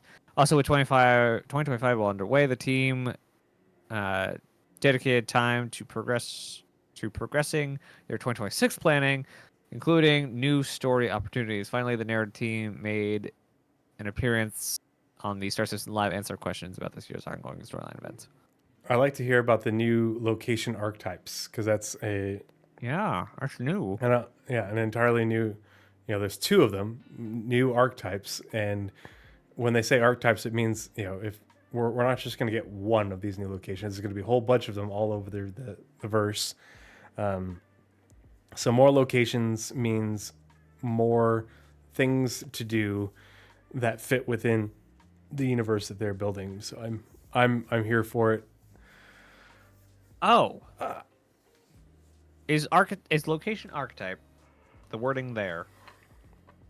Because that's not theme, like not industrial. Was it? What's the pyro? The outposts, the Outposts. settlements in Pyro, the derelict settlements, the Derelict settlement. That's a archetype. That's not an archetype. That is a something else.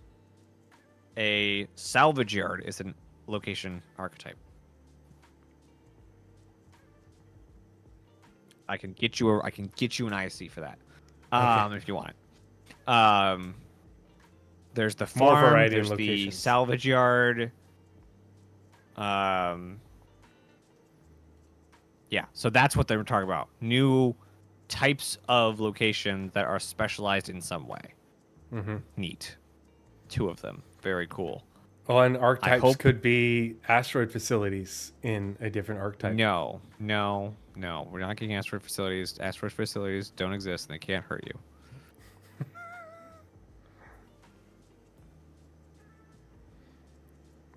Interesting. I just want more high end stuff. Oh, I just want them to Like, update the so- damn outposts in Stanton. Mm-hmm. The same ones that we've had I- forever that you can't interact with re- hardly anything. And Yeah. they're And there's so just junk boring. everywhere that you just can't touch. Mm-hmm. And there's NPCs don't exist in them other than behind a counter. They I don't hope when function crafting- at all. Yeah, I hope when crafting gets in, that will have because crafting is going to have a lot to do with food, I assume. We have a spoilage kind of mechanic as well, which will then lead into farming as a necessity, or at least as a reason, because you can't just have a thing forever. And I was like storefront. Well, they could also have. Okay. So how they could do simulated storefronts? Like, let's say you're in New Babbage and there you see the counter with the sandwiches and apples. The geometry there can stay, but their stock of it would deteriorate, and so their stock would just dynamically deplete, and so you'd have missions to restock or to get more apples and stuff from a farm. Dynamic economy. All right, online technology. Go for it.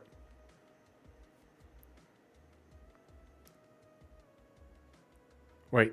Oh, I no, you read read narratives. narrative. Shut up. Online technology. In April, the Live Tools team worked on various features, including new sanction types and improvements to scheduling global system messages. The network team delivered the Entity Teleport feature, which is used to move replicated entities that may or may not be streamed out.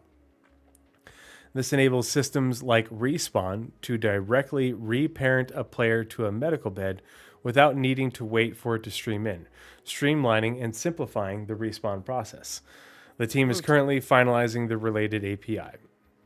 It'll be interesting to see if that impacts anything in how we experience it in the game.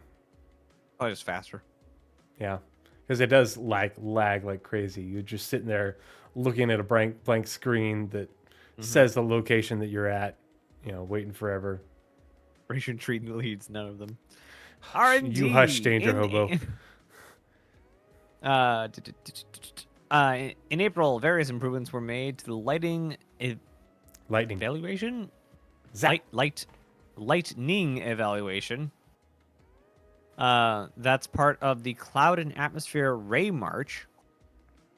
As such, the energy fall-off function was generalized and extra highlight was added to separate the center of the bright lightning from the much dimmer log range impact.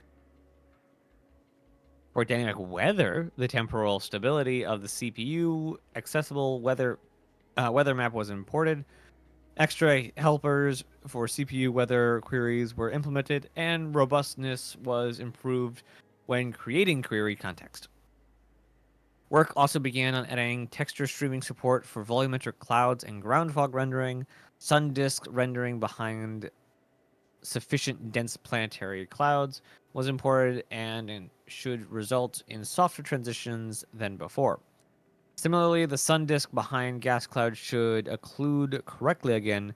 This fix corrects animated noise and banding that was observable when looking at dense clouds with the sun shining through them. Nice. Very, very cool. Yeah, all that little Weather pixelation, when? staticky noise looking stuff. Weather when? Yeah, definitely weather when. A lot of work on weather. So, yeah, I think it's interesting that feel weather this year, but seems like it's moving faster than Planetech V5. I wonder if that's a thing. I feel like there's a lot it is. more to weather or to Planetech V5 than weather. I'm pretty sure there was something that said Planetech or weather is dependent on the data in Planetech V5. Maybe, I don't know. Because remember, there's a lot more data layers to PT5 or PTV5. I mean, we have data layers in Planetech V4, just not as many. Yeah, but The question is, there's do we have more- enough to drive the weather? that they're even talking a about? ghost of a simulation? Because like Yeah, well, because we Raiden have Art Corp used to be a temperature, thing. humidity, and I forget the other one. That's elevation.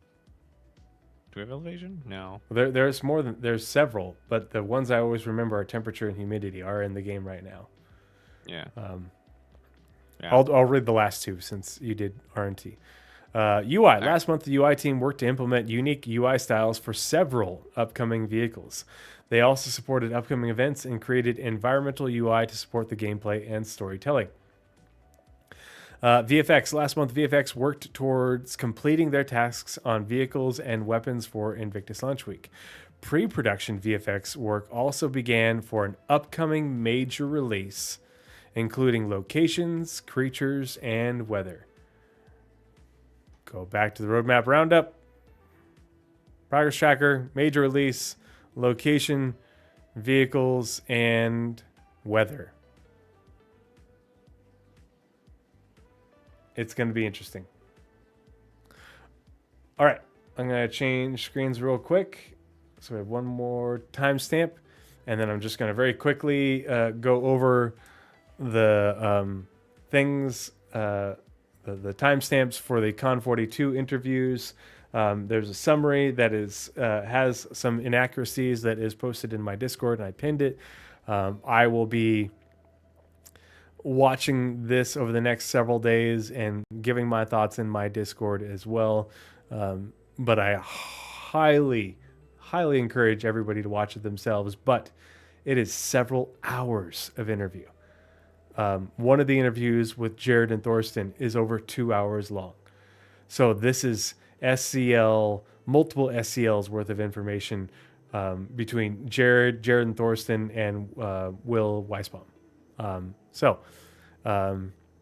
going to drop these links in chat. These links will also be in the show notes, and they are also pinned in the Star Citizen discussion channel of my Discord. So here is the full stream for Con 42 in Germany. It's a Star Citizen fan convention. It's like one of the biggest ones. And then here is the link with timestamp for the beginning of the Will Weisbaum interview. Will Weisbaum is one of the principal narrative folks, lore team people, writers for CIG. So there's the timestamp link for that.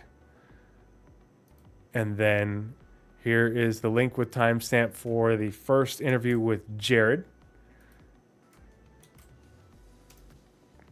And then here is the link timestamp for the interview with Jared and Thorsten. So there's a lot of information in here related to engineering and engineering adjacent things. So if you go read the description that came out of Pipeline that has some inaccuracies, you'll see what I mean by engineering and engineering adjacent. But there are some things that you have to listen closely because Pipeline heard what they wanted to hear and got it wrong on several things that I've already had multiple people confirm.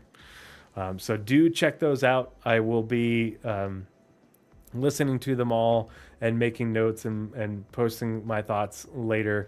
But I think that in the greater context of what we've been seeing in the monthly reports regarding engineering and radar and scanning, tech preview, and what Naz and I have been talking about with the next pull from the main dev branch and the features that are being developed within it, and when we will see those and see them being tested, I think that there's a lot to be enthusiastic about for this summer compared to previous summers. So this is good. This will be interesting to see. As much as I don't like what's been going on this year, like I haven't been interested in playing it. Like I said, to not be down on the amount of work that's gone into the game this year. Like it has been amazing, the amount of work. It's just I don't want to play it. We are past 4.0. They've been doing exactly what they've been saying they're gonna do, and that's content. Mm-hmm. And it is only getting faster. We've had 10 ships, over 10 ships for the past 2 months.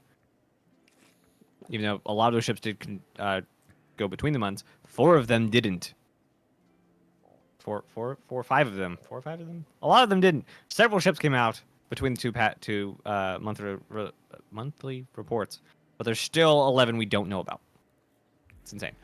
So that's content. We have all these location stuff content. We have mission stuff content. Like the content teams are lots of motion, not lots of missions and locations for sure. Yeah, and this So is like not 60. even the height of the speed. This is them ramping up into content. Exactly. Yeah. This is what they've been working. What they've been able to get basically into the first 4+ months of the year. And at acceleration. Of that curve as they really hit their stride over the summer, release even more content along with some features, and content that is enabled by those features. The game, this summer and then the second half of this year is going to be looking a lot different, and so it's definitely worth being enthusiastic about. Yeah. Are we going to get everything And we also, want? Nope. Are we going to get it's also some really good things? Yes. Yeah. It's also a good kind of preview of what post 1.0 is going to look like. Yeah. The pacing of content delivery. They're not However, quite there. There should be a slight asterisk on that because after 1.0, I'd imagine Squadron 42 episode 2 gets kicked off. Mm-hmm. Yeah. So a lot of content's going to be made for that as well. Yeah, they are on the ramp up to. They're not where they are intending to be for content delivery at 1.0. They're ramping up to that. But just what we've seen so far is good. And if they're on the acceleration part of that curve, on getting to where they want to be and what they can produce in a post 1.0 environment with a studio that's, just under 1,100 people and working on growing to 1,300 plus, that's really good to see. I'm enthused about that. I'm enthused about the variety of content that they'll be able to deliver and the depth of that content as they get the rest of these core features, the last of these core features in from Squadron, alongside the ones that they're developing for the PU, being crafting and base building being the big deal. Ones that are just PU related. So yeah, good shit. We ain't there yet, but we are, I other than the fucking marketing gaffe. I am happier about Star Citizen's progress and what CIG is delivering on now than I have been in quite a while. And people say I'm optimistic, and I'm like, well, I'm realistic, but I also get down on CIG because I know research and development is hard. Like I have to do a lot of research and a lot of trying to develop solutions for problems in my job. And so I appreciate what they have to deal with.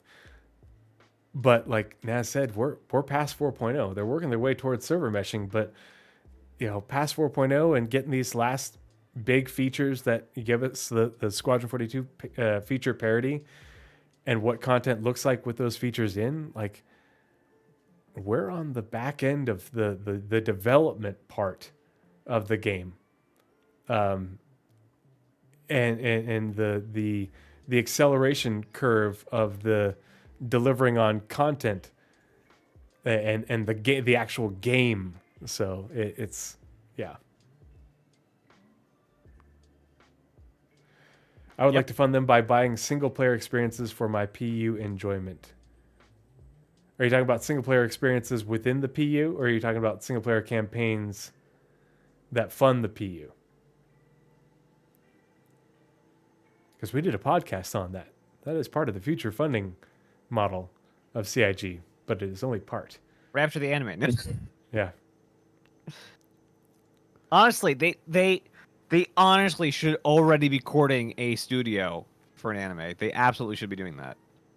Oh God, man, that would kill.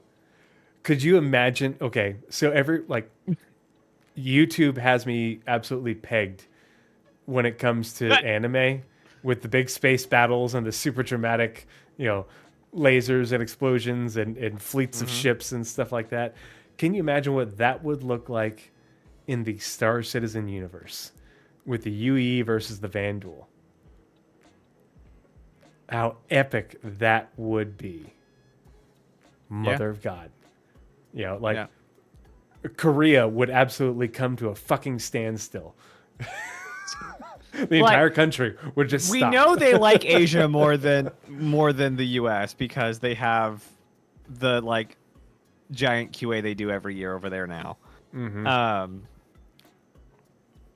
Though they don't get CitizenCon yet.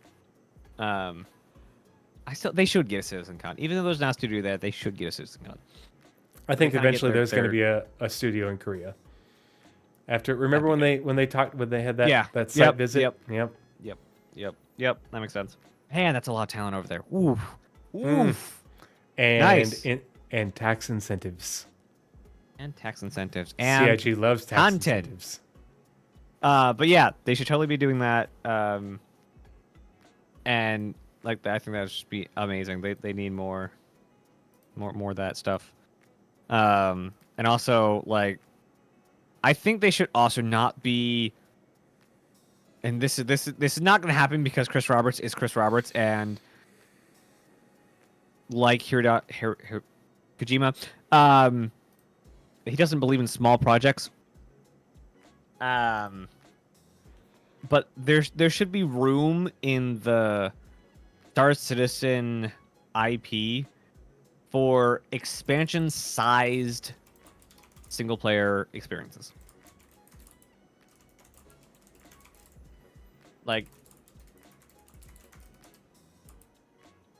1 to 2 hour dedicated stories in the Star Citizen universe.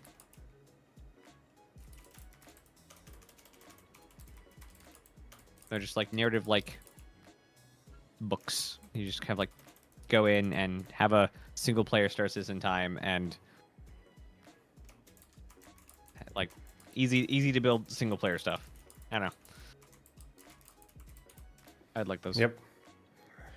Well, let's go ahead and call it a lot of things. Yeah. Yes. Yep. But yeah, that's all we've got for tonight. I again hardly encourage you to check out Con 42. Watch the full SCL of the interview with John Crew, which is essentially the vehicle Q&A that they always do. that came out today, Saturday. So yesterday, watch that in conjunction with these to really get the accurate information, because that, alongside with the monthly reports, what Naz and I have been talking about, the past couple podcasts, it paints a pretty interesting picture, and it's something to be, excited about, and a lot of things to keep an eye on. I also say they need an anime as someone who doesn't watch anime, so I don't watch a Spiders ton of and anime, Rakifo. but there's some anime that I really like. But yeah, so this will be the last podcast for, let's see, calendar, until June. Probably be the That's first just 2 weeks. Yeah. full weekend in June, so not May 30th through 1st, because I have a drill weekend and that's my birthday as well. So we'll probably look at covering the monthly report for May, the first full weekend in June, like 7th or 8th or something like that. Because Tuesday we're driving to Reno, my family, for a week for my mother-in-law's funeral / celebration of life. So we'll be out of town, and after that, I'm going to be real busy with the Army for about 5-6 days. Peace. Yeah. But I'll be very active in the Discord, talking about this information that just came down, and I'd love to hear everybody's thoughts. So please, if you listen to it and you hear something that we miss, please hit up Naz and I. We'd love to hear what you have to think. No birthday in the field. No. I don't fucking go to the field. I'm an aviator now. I'm a fucking princess. I go home to my bed every night. But yeah, thank you everybody for coming and hanging out and showing up, and being a part of the conversation. We appreciate all the interaction. We always love hanging out with you guys. Let's find someone to raid real quick, and that way Naz and I can call it a night.